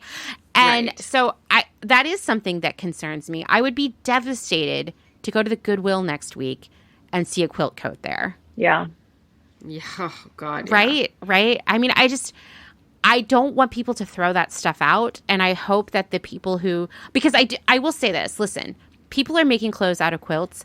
They wouldn't be making clothes out of quilts if there was an appetite for it, right? Like someone would make a quilt coat, no one would buy it. That would be the end. But people are buying these coats. And so if we're going to be upset about quilt clothing existing, the makers are only 50% of that equation. The people who are buying it and then possibly not wearing it are just as much of a problem there. Absolutely. Yeah. Yeah, you said that. You said that very well. Yeah, and like you mentioned about somebody who, like, that they bought like 20 or so. I am just gonna like that. Is insanity. I'm just gonna say someone in our community sells quilt coats, and she reached out to me to tell me how, I want to say it was Psychic Outlaw. It was one of the big clothes makers reached out to her and said, hey, has this person ever bought any quilt coats from you? Because they've been buying so many from me and other quilt clothes makers that we think there's secretly a buyer trying to fill a store. And I was like, what? Like, tell me more. And she was telling me about it. And this person was buying 6, 7, 8 quilt coats from each maker. Oh, no. There were about half a dozen makers. They weren't buying them to resell. They were buying them for themselves and their children. Yeah. That's gross. I mean, right? But also at the same time, it's like, I'd rather them do that than overconsume stuff from Target. Oh, no, I agree, right? Benefiting a small business, like helping a small business grow. Yeah, totally. I agree, yes. If they're going to overconsume and spend all their money like to this extreme degree, I really feel that this person had a shopping addiction, but at least they weren't buying stuff from Target or, Anthropologie or something, but it still was like, oof, like, are those coats going to be worn a ton and have this long, important life? I don't know. Are they going to end up at her estate sale someday? And then, like, future Danis of the world are going to buy them, Oh, Dani and your estate sales. So, I mean, once again, like, there's no clear black and white answer here. It's all so complicated, but it's the success, the rise of quilt clothes is actually part of a larger system that isn't just these horrible makers who don't respect quilts, who laugh as they stab them and rip them up and, take videos just for their own satisfaction to watch later and get off. That's, like, not happening. Would we call this quilt murder? Ugh. No. I'm sorry. I cannot stand. When she said that, I was like, I mean, like, people get actually murdered, and now you're talking about this is. That was a huge sticking point for me. Once again, did Mary Fons show this video to a friend beforehand? Because that was something that really resonated with me, where I was like, wow, like, you're acting like Fox News right now, where you're just saying really extreme things. Yeah. And my hope was, like, not everyone was going to buy into it. And I'm relieved to see that there was actual pushback. Yeah. So another word, Dani already brought this up earlier in our conversation. This is a word that comes up often in many different situations, but especially in reference to the Mary Fons video, is gatekeeping. And I found a great definition on Urban Dictionary, where you get all the best definitions, that really solidifies the meaning of gatekeeping in this scenario. When someone takes it upon themselves to decide who does or does not have access or rights to a community or identity. And I don't know about the two of you, but I have experienced gatekeeping, witnessed it, been on the other side of it in a variety of ways in my life. Specific music genres and scenes like punk or hip hop, aesthetics. Like even as a teenager, there was always that jerk who called you a poser for wearing brand new Doc Martens. And you were like, I worked a year to save the money to buy these. Like, I'm not fake. I really wanted these, you know? There's always that kind of thing with activism, hobbies, crafts. I witnessed a ton of gatekeeping in Portland back when the Women's March there was starting to happen. There was this Facebook group for the Women's March that was literally a toxic cesspool of just really nasty behavior. And there was a lot of ageism that was being used to keep older women from joining the march. And it was just so discouraging. I didn't see that, to be honest. In Portland, it was bad. And I thought it was just a Portland thing. But then I talked to a friend who lived in the Bay Area, and she was like, oh, I thought you were describing the Oakland chapter. She's like, honestly, it was like the same thing. So I've seen a lot of gatekeeping out there in a variety of different ways. I don't know if any of you have experienced or witnessed this in other areas. Mostly music, honestly. Yeah, music, it's like for sure. It's the classic, like... that's a huge one, yeah. I was into this band before you were. You know, that kind of thing. Totally. Yeah, totally. Ultimately, gatekeeping can really stifle or suffocate a movement, a culture, a scene, because access is so limited and people become discouraged. I was telling someone a story earlier today about a time I was at a show and a girl put her cigarette out on my head. And she said, you don't belong here. Like, why are you wearing pink? Whoa. Like, and I felt discouraged. I left. I mean, obviously, I had like a wound on my head, but it made me think like, I'll never go see this band again, because people will be shitty to me because I like pastels. Oh no. There's a lot of gatekeeping. There's a lot of gatekeeping in woodworking for anyone that's not other surprising. than like a white man. So I have felt that a lot. Right. And it is super discouraging, and it's hard to like get in if you're different. I feel like you've had a few experiences with different. Oh yeah. Like, I mean, your electrician. Oh my gosh, experiences. that sucked. Yeah, I tried to get into the electrical union for 3 years and was denied because they only take like 2 to 4 women a year, and it's just a whole thing about the culture and in different union trades. But yeah, it that was really discouraging. And I have a friend in there who's trying to make a difference now. She's like really incredible, and she's like fighting for women's rights in the trade and trying to get women like maternity leave and different things like that. But for me, it's like I can't keep trying to get in. Like, I think 3 years is enough, and then that's it. But but yeah. And let me just say, based on how I introduced Lesley before, I have no doubt in my mind that she was like the very, very top of her fucking class. Tell me you weren't. Absolutely. And you know what? When you have to take like an entrance exam, like I studied the shit out of it. And then when I went into the interview, I had every single question and answer memorized like a crazy person. I think maybe I was too prepared, but there's no such thing. Yeah. There's no such thing. So yeah. Anyway, gatekeeping is a real thing. In terms of like quilting, I do want to say that like, and with some things, everything in moderation. So like, I think a little bit of well, I guess I'll just call it gatekeeping because that's what we're talking about. But a little bit of people saying like, you know, this is what it is, kind of like keep something like authentic about what it was, not necessarily keeping people out, but maybe just trying to keep like the original craft alive to preserve. But when it comes to like keeping people out, that's a huge problem, and I don't get behind that at all. Yeah. Yeah. Yeah. I mean, Jason and I were talking about this a lot because, like, I feel like I often, maybe not often, but I sometimes accuse him of gatekeeping when it comes to, like, tattoo culture or, like, the art world and stuff.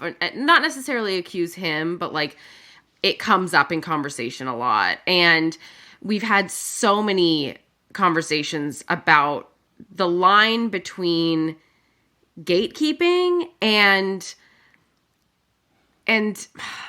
being someone who's immersed yourself in a field and have had a lot of experiences, have maybe even studied something for so long that they've really earned their place, And then to see someone come in and out of nowhere without having any of those experiences can be unnerving for many reasons, depending on what you're talking about specifically. Definitely. And I feel like when it comes to, like, for example, we talked about the range of different types of people making coats out of quilts. And there are the people who are really, really thorough and thoughtful with their craft. And they've been doing it a long time. So then to see someone who's just seen it on Instagram and said, I can do that. And, you know, sometimes I've gotten like ads for different makers making clothes out of quilts. And, you know, I'm a little nervous bringing this up. I don't want to hurt anyone's feelings, but like you can see, you know, the workmanship is not there. And when we're trying to push for clothing that is going to stand the test of time, and I just get a little bit nervous about that, because if you buy from a maker and you get it and it, you know, looks a certain way and perhaps it falls apart or doesn't, you know, whatever, then I don't want that to put you off from purchasing like handmade goods going forward. So I know I got really specific there, but like, yeah, to Lesley's point, like, not that there's a certain degree of gatekeeping that's necessary, but a certain degree of like, I don't know. I don't know what the word would be. I feel like preservation is like a good word. Yeah. Yeah. Which you said. But then I know that, Amanda, you had some really good points about that too. Well, you said something that, you know, you said a doctor isn't a gatekeeper if they get upset when someone gives medical advice without having any education or experience in medicine, right? Right. Yeah. Like, it's like, you know, like why is it that when it comes to an artistic field, you know, like you have to be open to absolutely everyone jumping in, but with something like science, you have to go through years and years of like education and practice before you are even allowed to call yourself a doctor. So it's like, obviously those are extremely different things. But I'm not comparing an artist to a doctor, but I mean, there is some gray area between there. Absolutely. It's true, That's a it's great true. point. And I think like preservation is a really great term, I think, because whether you're a doctor trying to preserve people's health and the validity of good information, or someone trying to preserve a craft, an art like quilting, we need those people. But I think, unfortunately or fortunately, preserving a art form, an area of expertise like medicine, anything, requires a level of diplomacy and gray area thinking that, like, for example, I don't see in Mary Fons' video. Like, that just turns people off of quilting. Like, who are we to say that perhaps the people who are making quilt clothes now are not going to become so enchanted with quilts themselves that they don't become quilters themselves somewhere down the line, right? Yeah, fair. Now they might be like, yeah, fuck that. Quilt culture is full of bitches or something. And like, unfortunately, like if you're going to have a public platform where you're going to consider yourself a leading voice in your field, in your area of interest or expertise, then you also, I mean, it comes back to like this idea of like journalistic standards or the journalistic voice. You need to think of yourself as a diplomat and how your words are going to have a major impact on other people and possibly the future of your area of expertise. Yeah. Totally fair. You know, like, not to pick apart Mary Fons, but it's just like that. I would suspect that the quilting community as a whole might not want her to be their spokesperson based on just the vibe that she's putting out there, to put it simply. Yeah. You know, so one thing that came up is this idea of like honing your craft and being better at sewing quilt clothes before you actually cut up a quilt and turn it into clothing, right? Honestly, Yeah. Dani, I've seen some really bad towel hats on the internet. I know people send them to you, but I see that like there's a lack of skill there with sewing right now, or understanding of construction. You've obviously worked in fashion for a long time and have experience in education in that area, so you have an advantage. But I was wondering if maybe there's privilege attached to being expected to take the time to hone your craft. Yeah. Because if you need money, time is a problem. Yeah. And I mean, like, I can't just stand on my pedestal and say, like, oh, I've had like 10 years working in the industry. I went to, FIT, one of the best fashion schools in the country, et cetera, and not acknowledge my privilege in all of that. Right. The only reason that I am able to have this brand that I have now is because I worked for fast fashion brands for 10 years. And I saved up my money so that I would be able to take this huge risk. And, even though I had to move out to the country because I couldn't afford to live in Brooklyn anymore, like, I had a huge amount of privilege in allowing me to do that into this space that I'm now living in. Like, so much privilege in my life that has allowed me to be in the position that I'm in. So absolutely, I can't just wag my finger at someone for making clothing because, they lost their job during the pandemic and they saw this other, thing emerge on the internet, people making these things, and they were like, that's something I could do. Like, how can I shame anyone for that?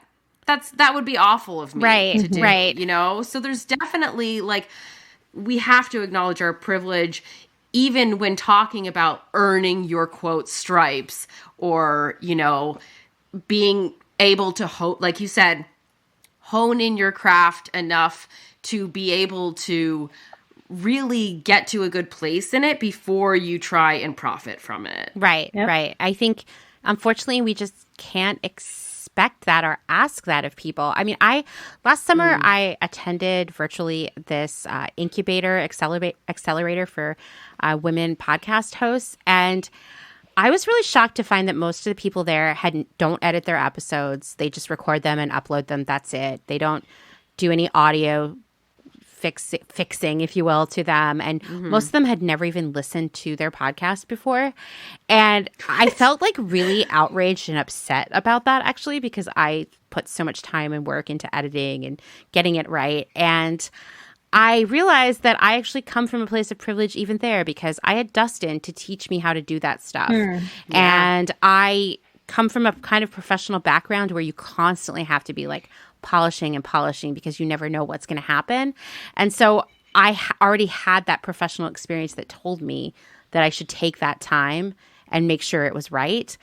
And I too had to be like, shut myself down, where I was like, why are these people even podcasting if they don't want to do the work? And I was like, whoa, chill here. Like this is how we all learn to do better, is with time and practice.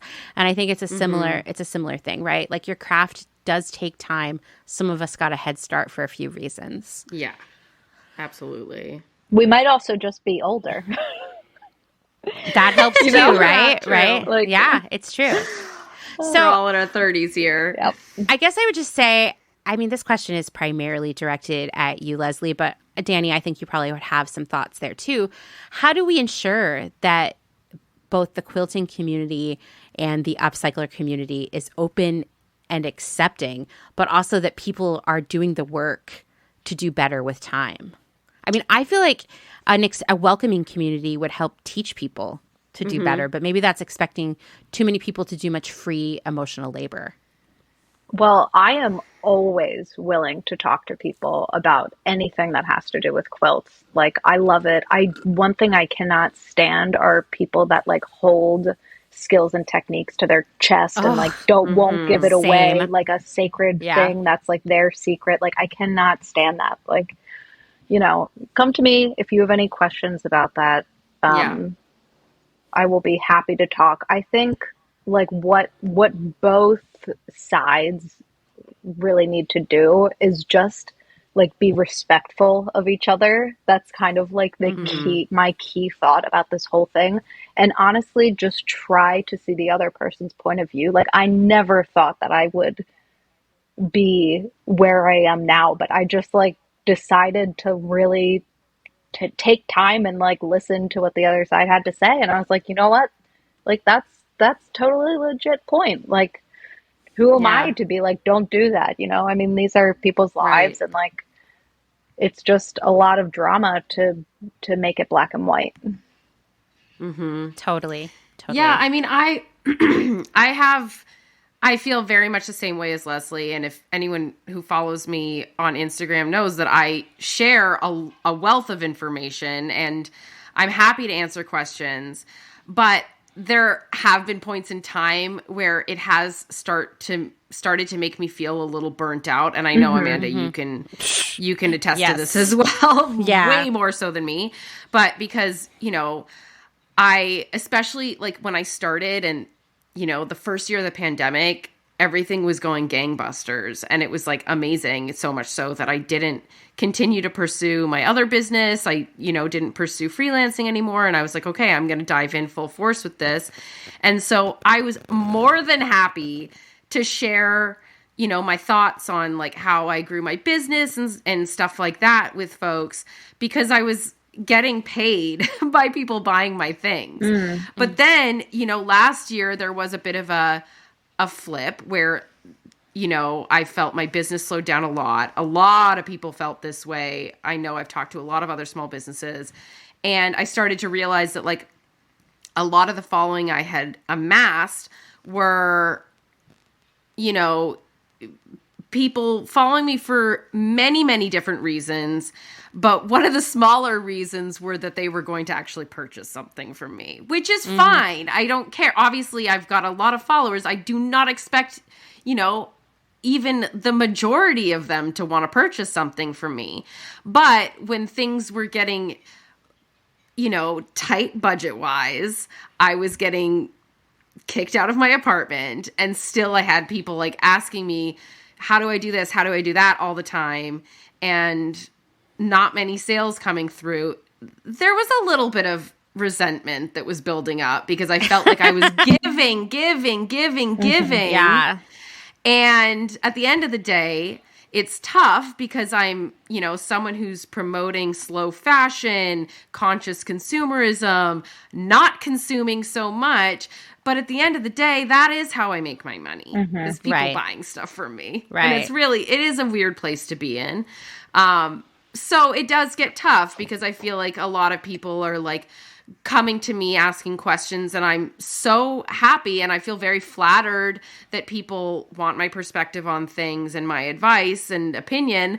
But at the end of the day, like, you know, like I may have a lot of followers, but I'm not like, you know, making tons of money here.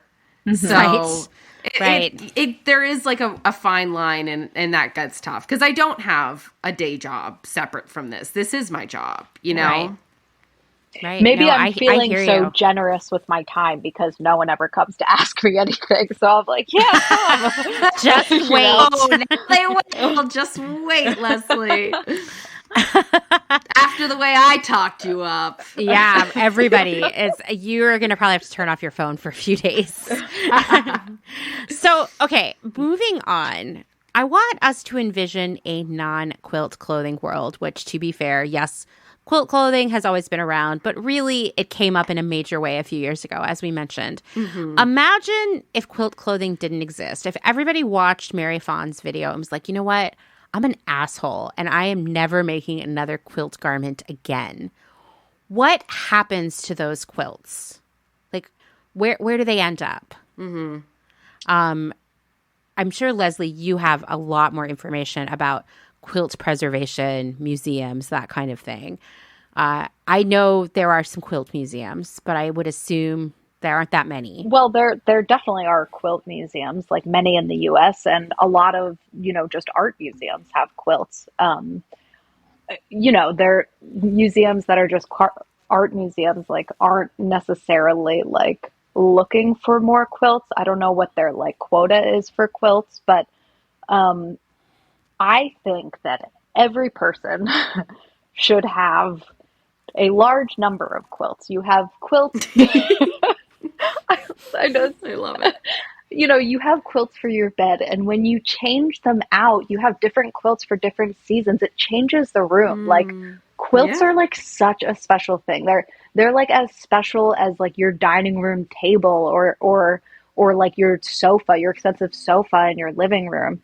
That they are like what can make your bedroom. They're the most important thing Yeah. there. So switch it out, like depending on your mood. I have quilts that I like go together. It's kind of like an outfit, which is funny because I only wear black, but like in my bedroom, it's like super colorful and like, I have quilts that I use on my sofa. So like, just different sizes. And I would say that Yeah. like quilts that have, blemishes, I have not many. I have a few antique quilts, which I just started collecting, that are stained, that some of the reds are starting to disintegrate, but like who cares? They're still like unbelievable in their design. So like that Yeah. doesn't bother me like at all. Right.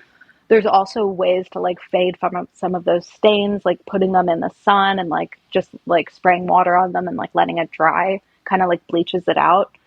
And if there is a quilt that has something weird on it, like maybe you cut it down and you like bind it and it's like a little bit smaller now, or you can repair it. And even if there's like a weird stain, you can just put a piece of fabric like right over it, and it's like who cares? That's like totally fine. There is one antique quilt repair woman that I have been following for a while, and her name is Ann Wasserman, and you can find her on Instagram at Ann_quilts. So it's just ANN_quilts.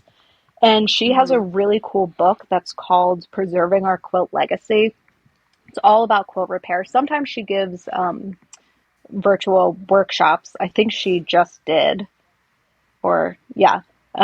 So I don't know. I would say like look it up. Get into the world of quilts. Like if you want a quilt coat, like if that's something that you're like really into, I guarantee you'll want like a quilt for your house. It's pretty cool, and Absolutely. you'll use it more. Yeah, I love that. Yep. If you're enjoying this episode, then this is a great time to remind you that my work here at Clotheshorse is made possible by the support of listeners like you, just like NPR, and these great small businesses. Please go give them your support. Blank Cass, or Blanket Coats by Cass, is focused on restoring, renewing, and reviving the history held within vintage and heirloom textiles. By embodying the love, craft, and energy that is original to each vintage textile as I transfer it into a new garment, I hope we can reteach ourselves to care for and mend what we have and make it last.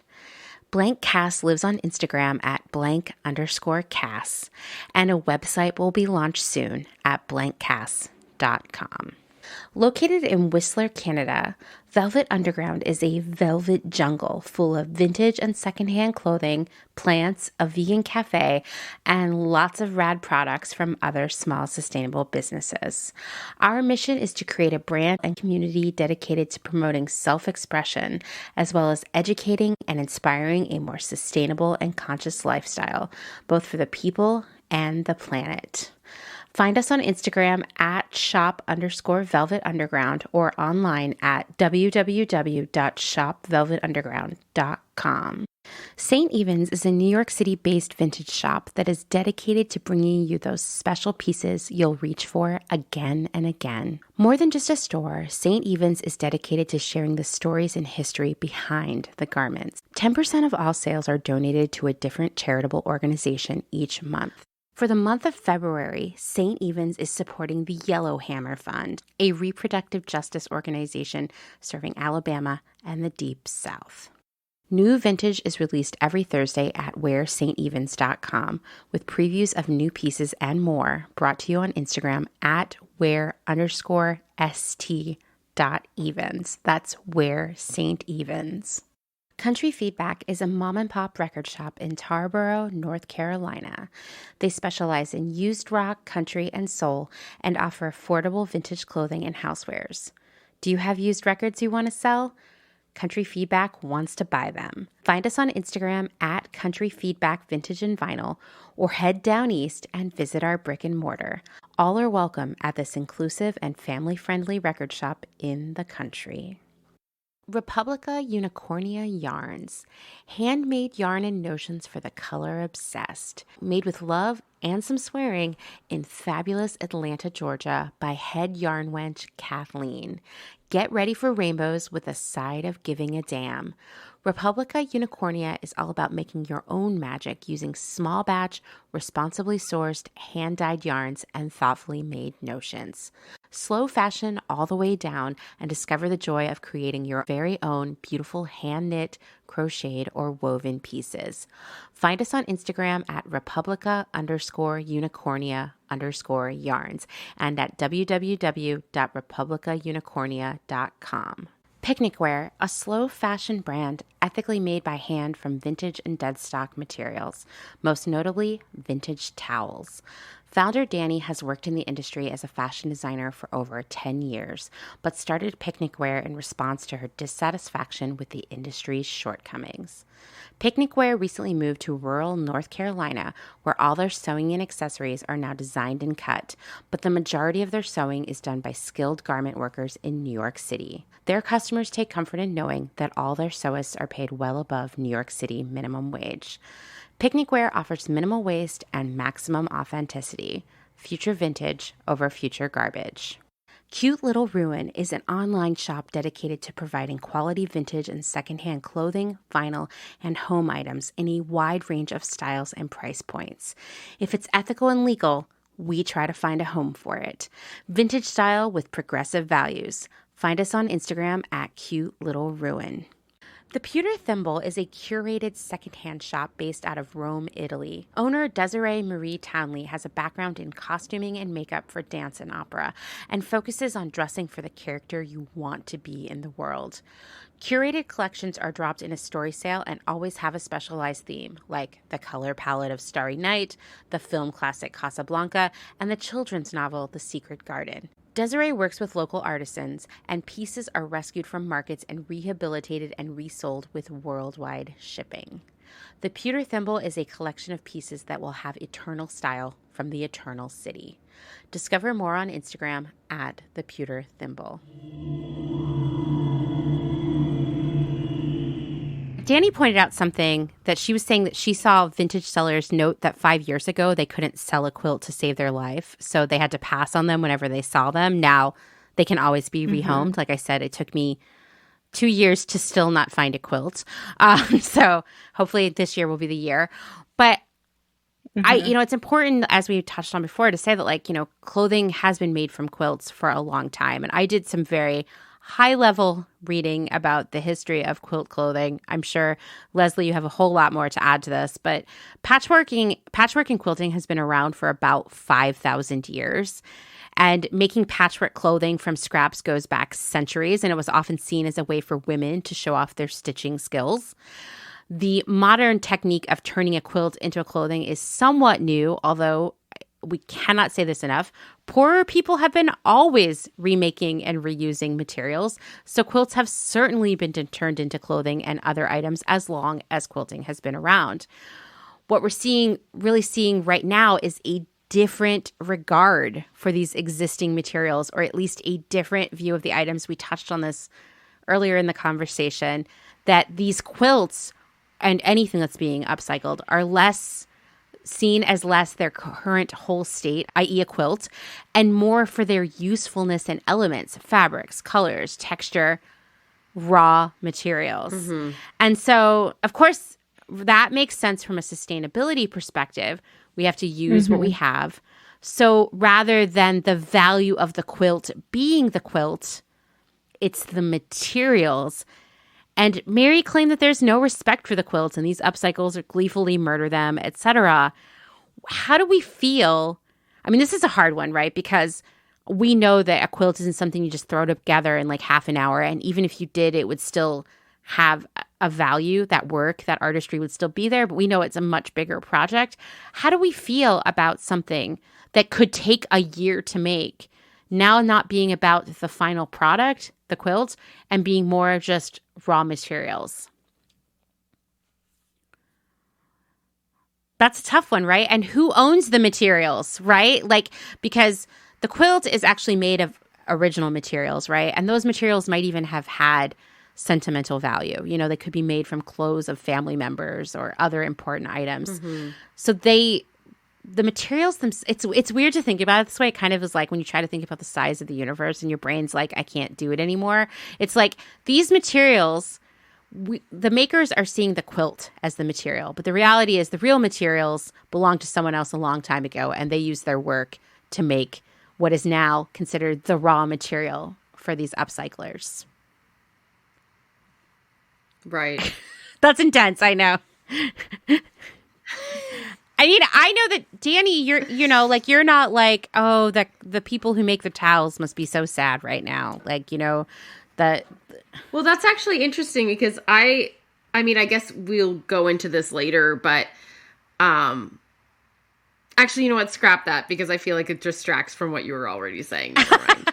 Well, okay. So I guess what I'm saying is like, this is where the mindfuckery, for lack of a better term, comes into play, where you're like, okay, I can see, like I said, I can see all sides of this argument, and I can see why Mary Fons would be like, these materials might have sentimental value. Regardless, they were collected and edited and put together, and then actually like this quilt was made by a person, and it took a lot of work and artistry. And now this new person's coming in and saying, oh, this isn't like a work of art. And once again, we know that people wouldn't be making clothes out of quilts if they didn't think they were beautiful and special, but they're not looking at them as this artwork that should be preserved and framed. They're saying like, this is raw materials for a new thing that's going to be even better. It's sort of like buying a mid-century house, and gutting it, Mm-hmm. I'm trying to find a comment because I did copy some of the comments from the YouTube feed that I thought were like really poignant, and like that kind of like helped me see the other side. Because to me there's so much tied up in quilts, like the history and like the culture and like, the art of it all. And so this is one of the comments. Fashion is history, fashion is art, fashion is culture in the same way that quilting is.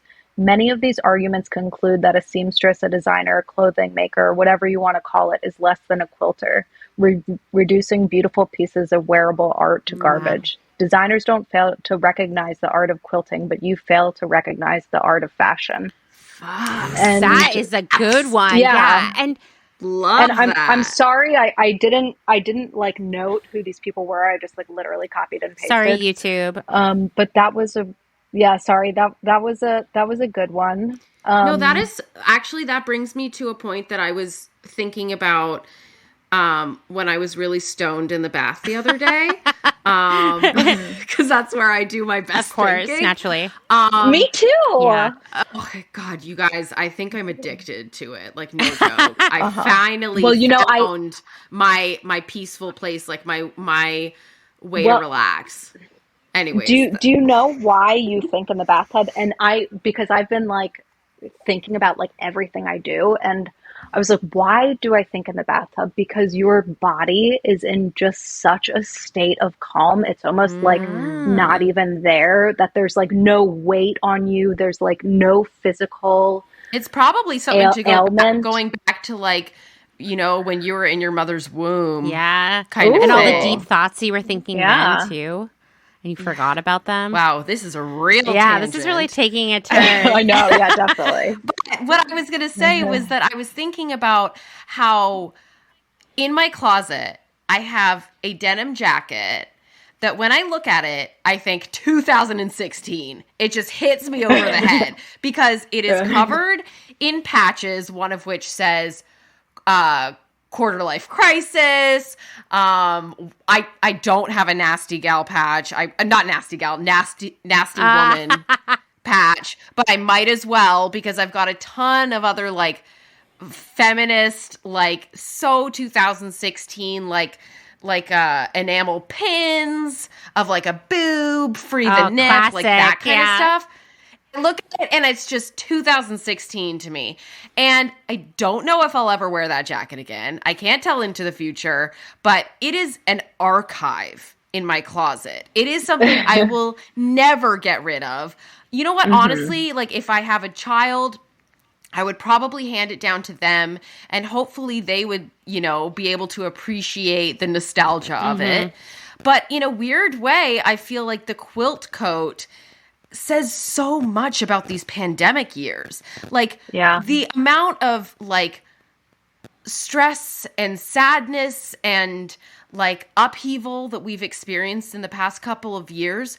No wonder we all want to wrap ourselves in a fucking quilt that is made by someone in their, like, made by hand by someone. Like, it is so beautifully symbolic that, like, even if it is a trend, I hope that people still see it as, like, this archive and memory of this time, how we all kind of like, you know, the best we could do was wrap ourselves in a quilt, you know? So like, I love that comment about fashion and, you know, how we have to respect this moment in fashion history too, because I don't know, that just really, really speaks to me. And I think there's something really beautiful about this moment in time and quilts having such a moment in fashion history. Totally. And I can't believe we haven't touched on this yet. There are multiple times I've been like, oh yeah, say that. And then I forget. I'm coming back to it again. We cannot underestimate the amount of skill and technique involved in making clothing out of quilts. Like every time I see something sewn out of a quilt, I'm like, whoa, how did you do that? It must have been so hard. There were so many layers and things to take into account. And like you had to place the pattern just so. And you know, the drape and the fit is so much more complicated. And I'm sure there are bad fitting quilt clothes out there, but like the people who have been doing it the most and being the most successful at it, they're geniuses.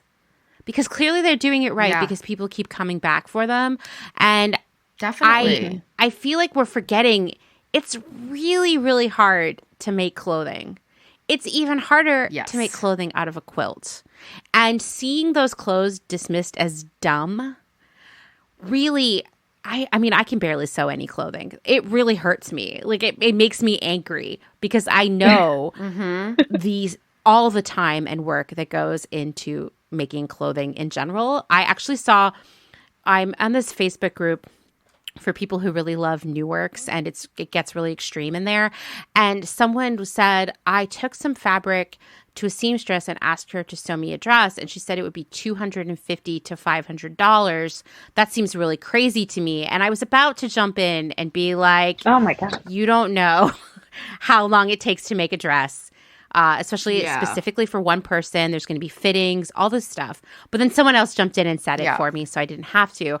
But I think I see Mary Fons dismissing these clothes, and I'm like, maybe you don't know about making clothes. You only know about making quilts. And going back to the comment from YouTube that Lesley shared, it's sort of like taking the stance where quilts are more of a valid art form than clothing.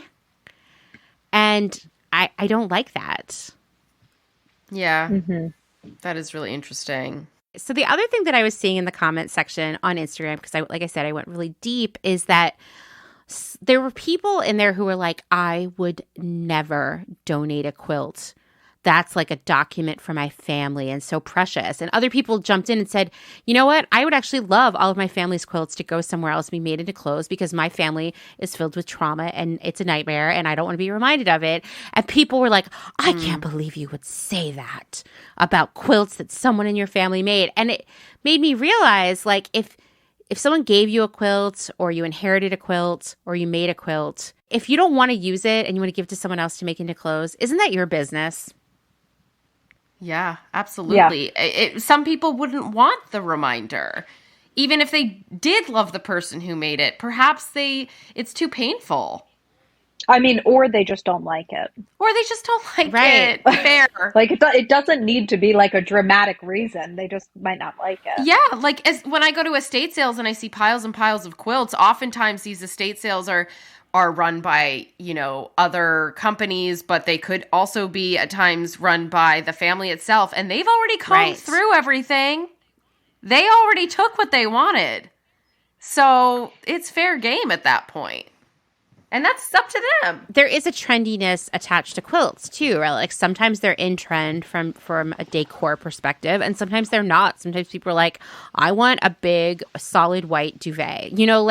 Right. This is another reason why probably so many quilts have ended up at thrift stores, estate sales, yard sales, etc., because people are like, it's like a grandma thing. And I don't agree with that. Yeah. I'm just saying, like, I can picture that going down. And that person has a completely different decor than maybe what we're aiming for, right? Mm-hmm. Yeah. But I felt like there was, like, I was almost wanting to message these people and say, like, hey, so would you be cool with these people who don't want their family quilts just sending them to you? And you can watch them. But then I was like, oh, that's inflammatory. But I just wondered about that, because I think even there is a certain level of privilege attached to being precious about other people's quilts, because you assume that person has only the fondest memories of their family and they want to be surrounded by those quilts forever. You assume that people have the space to store them, the means or the time to store them, to take care of them and repair them. Not everyone does. Or that the people like them is like really important to that's not a privilege, but it's just a point to call out. I feel like a lot of the comments that were going that direction, I just felt like we're also just as sort of blind to the nuance of the human condition as Mary Fons was in saying that this was cultural appropriation of quilt culture, right? Right. Mm-hmm. So then moving forward, here's the part which I know of many parts got Dani really riled up. Mary suggested that people stop buying clothes made from pre-existing quilts and get that quilted look in other ways by buying something inspired by quilts. And then she went on to, I'm pretty sure she mentioned Target, or did I make that up? She absolutely did. I don't know if she mentioned it or she showed the logo of brands. Like I only watched it once. I couldn't bear to watch it again, but I also didn't want to give her another view on her YouTube video. I was like, did I plant this in my mind because I saw quilt clothes at Target? Right. So she says, like, those clothes aren't as important. Go ahead and wear them and be trendy and dispose of them the way people are being with, like, quilts made out of clothes made out of quilts. And then when she goes to talk about, like, alternatives, because she apparently was giving some really great suggestions to these upcyclers about what they should really be doing, which were, like, the weird, like, just so confusing, her suggestions. But she talked about how the landfills and how, like, our overconsumption of fashion. So it was very contradictory the way that she did that. It didn't really make sense. So for someone who did months of research, her quote, it was a little surprising and confusing. Yeah. But you brought up a good point where she was basically like, just go get these quilt clothes at Target and wear them a couple times and do whatever. Mm-hmm. You said, and this is something we talk about a lot, you and I have talked about a lot, do quilts have a different value than new quilted clothing? Why do we cherish or value things made in a home setting more than in a factory? Mm-hmm. Are we valuing the labor of one over the other, and why? Yeah. Snaps me. That was good. No, but it's true. Like, because our biggest problem in our society with our consumption of clothing is that we don't think about where it comes from. Out of sight, out of mind. It's made by someone else in some other country. They're getting paid very little, but it's probably a good wage for them in their country. So who am I to say that, like, that must be a shitty job? Because to them, it's probably a great job. This is the rhetoric that I feel like I've been, my God. I mean, dude, I've been bombarded on me my whole career. And totally. I'm reading Consumed right now, and I'm just like, because I was, like, eager to hear, like, Aja Barber's, like, unpacking of that rhetoric, which is kind of like what we're all pushed in, like, fashion school. Not maybe, like, directly, but it's kind of like the subtly the way that we think of things. So yeah, why are we valuing the labor of, what I wrote here was, why are quilts made by someone else's grandma or neighbor in your town more valuable than the clothing made by someone's grandma or neighbor in another country? Why are clothes... What are we talking about here? Are we talking about like handmade clothes, or are we talking about factory clothes? No, clothing. But this is the thing, is that a lot of people forget that all clothes are made by hand. Yes, there are sewing machines involved, but robots don't make our clothes. But Amanda, you say that all the time. Oh my God, I get a message at least once a week from someone who's like, I just learned that clothes aren't made by robots. Seriously. Okay, all right. I have a problem with this. Go for it. Yeah, go for it. Are you saying that quilts are the same as factory-made clothes? No, but I'm saying the people behind them. There are people behind making a quilt, and there are people behind making clothes. So why are we valuing the labor of someone who made a quilt over the labor of someone who made our fast fashion clothing? She's telling us to consume fast fashion clothes inspired by quilts, but guess what? Those are made by people who are exploited and paid poverty wages, if any wages, in other countries. So why... I think this is also where she was getting defensive, but she's not understanding the baggage behind what she's saying, because and that's what I guess Amanda and I are trying to unpack now, is the fact that she's saying go shop Target because that's okay. But we are acknowledging that people made the clothes at Target too. Yeah, no, we're like, listen, a quilt is a much bigger project than sewing some quilt-inspired clothes from Target. But her argument was basically like, we need to preserve these quilts and the artistry and workmanship involved in them. And instead, you should go to Target and buy clothes that were made by exploited people. Except she didn't say that part. Yeah, she just said you should go buy the clothes, right? I totally, I get that now. I once again would have loved for Mary Fons to show this video to a couple of her friends before she posted it, because hopefully one of those friends would have been like, oh, Mary, I feel like you are getting into some dangerous territory there. You do not know of what you speak.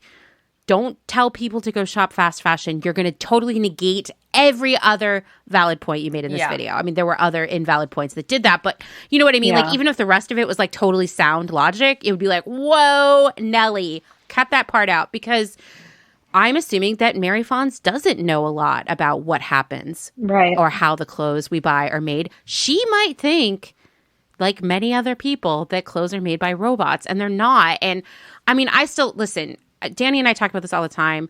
No one talks about the people who make the clothes in the fashion industry. You just don't bring it up.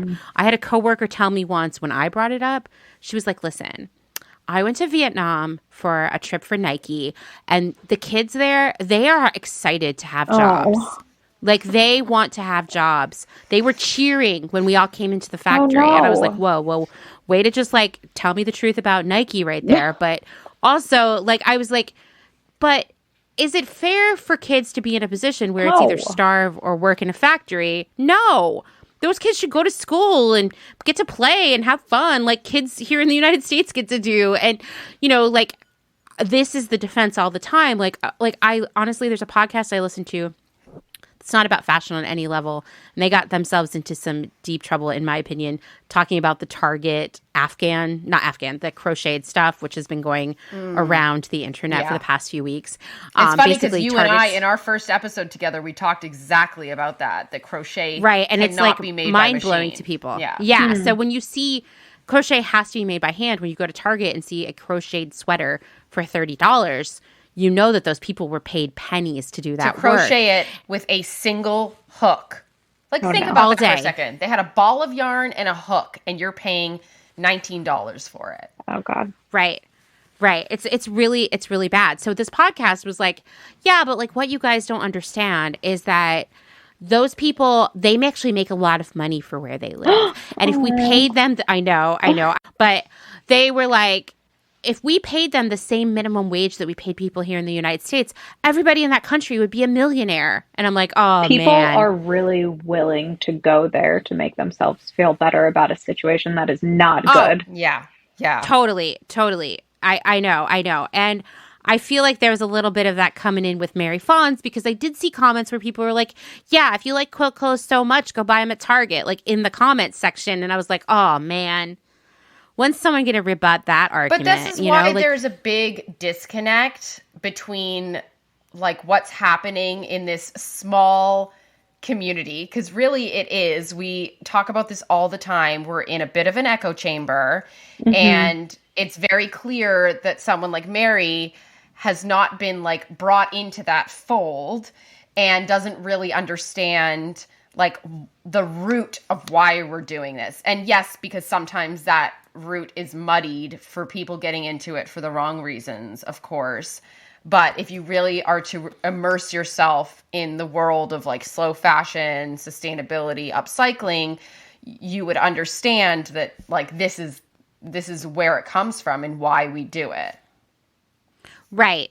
And I do wonder, could this video have been different? I mean, I know this is where I get confused, because wasn't Mary Fons interviewing people who make quilt clothing? Yes. Because I had wondered, like, if there had been more conversation, more dialogue with the upcycling community, maybe she would have seen both sides of it. Like, much like Lesley reading the comments section was like, oh, whoa, like, this is changing my thinking on it, right? Couldn't the same thing have happened for her?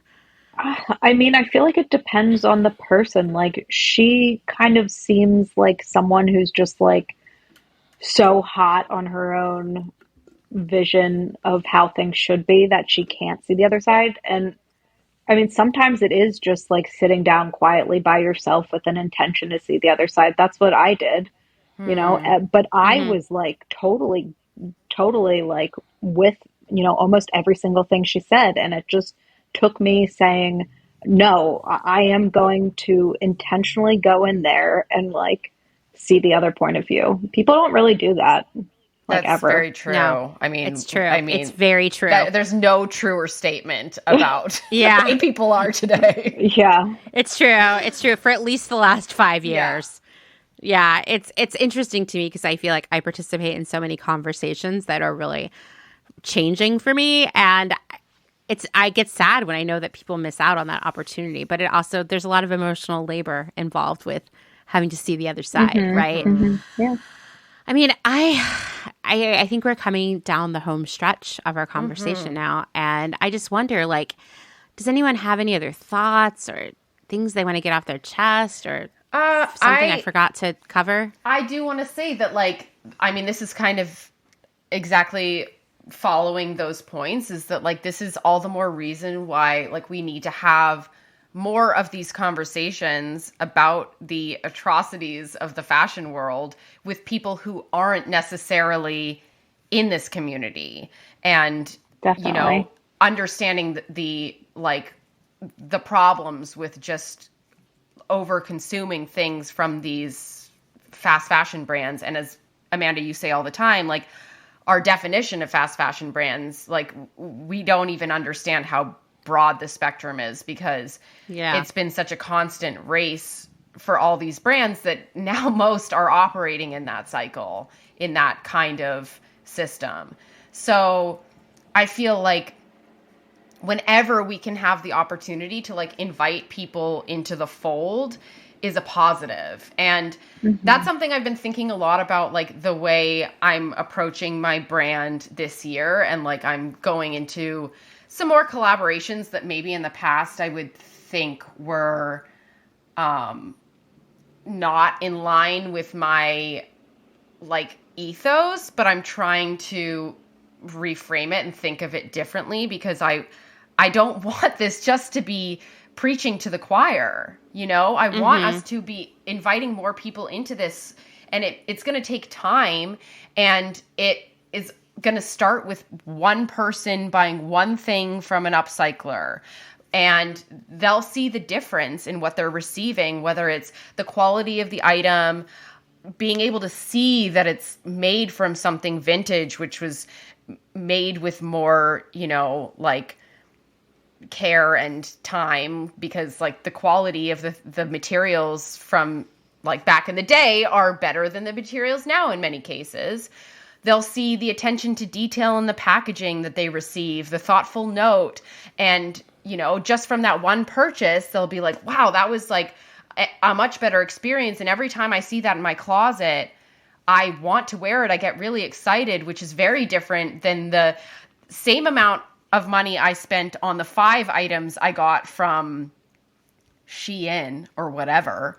And, so it's going to happen gradually, not overnight. So I'm excited to like try and bring more people into the fold is kind of, I love that. That's how I feel about the whole thing.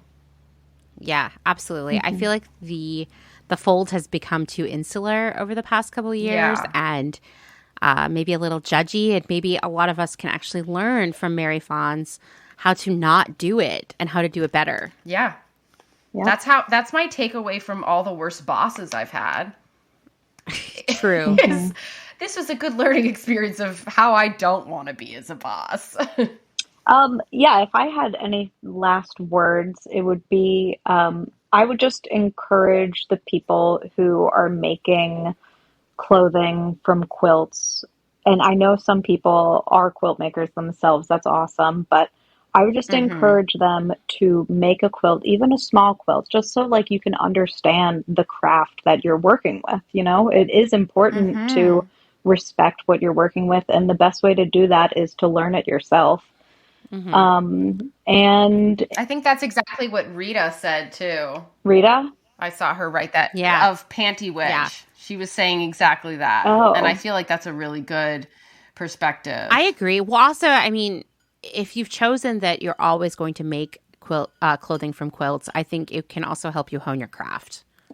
Absolutely. Yeah. Yeah. And also, like, if you're thinking about starting to make quilts, I would say go for it. Just anyone. It's really easy. You can use the clothes out of your closet that you're not using anymore and just get a needle and thread. You don't even need a machine. Contact me if you have any questions. I love that. Leslie. I have been for a long time thinking, I mean, I don't have any free time, but if I did, that I wanted to get into quilting. And all of this Mary Fons stuff made me feel like, oh, no, like that community is like way too precious and judgy, and I don't want to get involved. So, yes, try quilting. It's really cool. Yeah. Well, thank you to both of you. This was so fun. I could seriously talk about this for 6 more hours because I'm sure we're all going to stop talking and think of things we missed.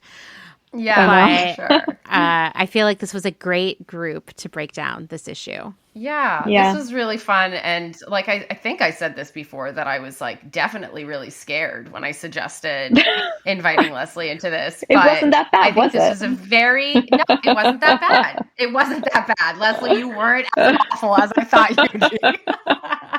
I was like picturing the CNN segments where like they have 2 different people from two different sides of the aisle, and they're like yelling over each other, and then like I was going to be the reporter at the desk, like, okay, anyway, your time is up, so moving on to Dani or whatever, and it was going to be really nightmarish. And I was like, well, this is what we have to do because we have to hear all sides. So I'm glad that we had a really productive conversation. I mean, it's my brain is turning in so many different places now about other things, just how we can take this situation, this experience, this conversation, and channel it into our own work and doing a better job of making it more inclusive. Yeah. Well, thanks, Amanda. It was great. Thank you for providing us this platform. Thank you so much to Lesley and Dani for spending so many hours talking with me. Although honestly, when we were all done, it felt like it was 5 minutes, because it was so fun to discuss all of this, and it was so great to meet Lesley.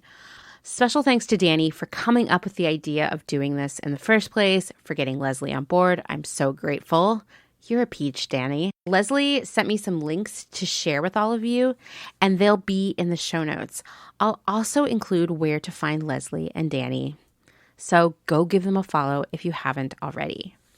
Thanks for listening to another episode of Clotheshorse. Researched, written, hosted, edited, all the things by me, Amanda Lee McCarty. If you like what you're hearing, please leave a rating and review on Apple Podcasts and tell a friend. Let's get more people in the slow fashion movement. If you want to support my work here on Clotheshorse, find out more at patreon.com/clotheshorsepodcast. And thanks, as always, to my other half, Dustin Travis White, for our music and audio support. Bye!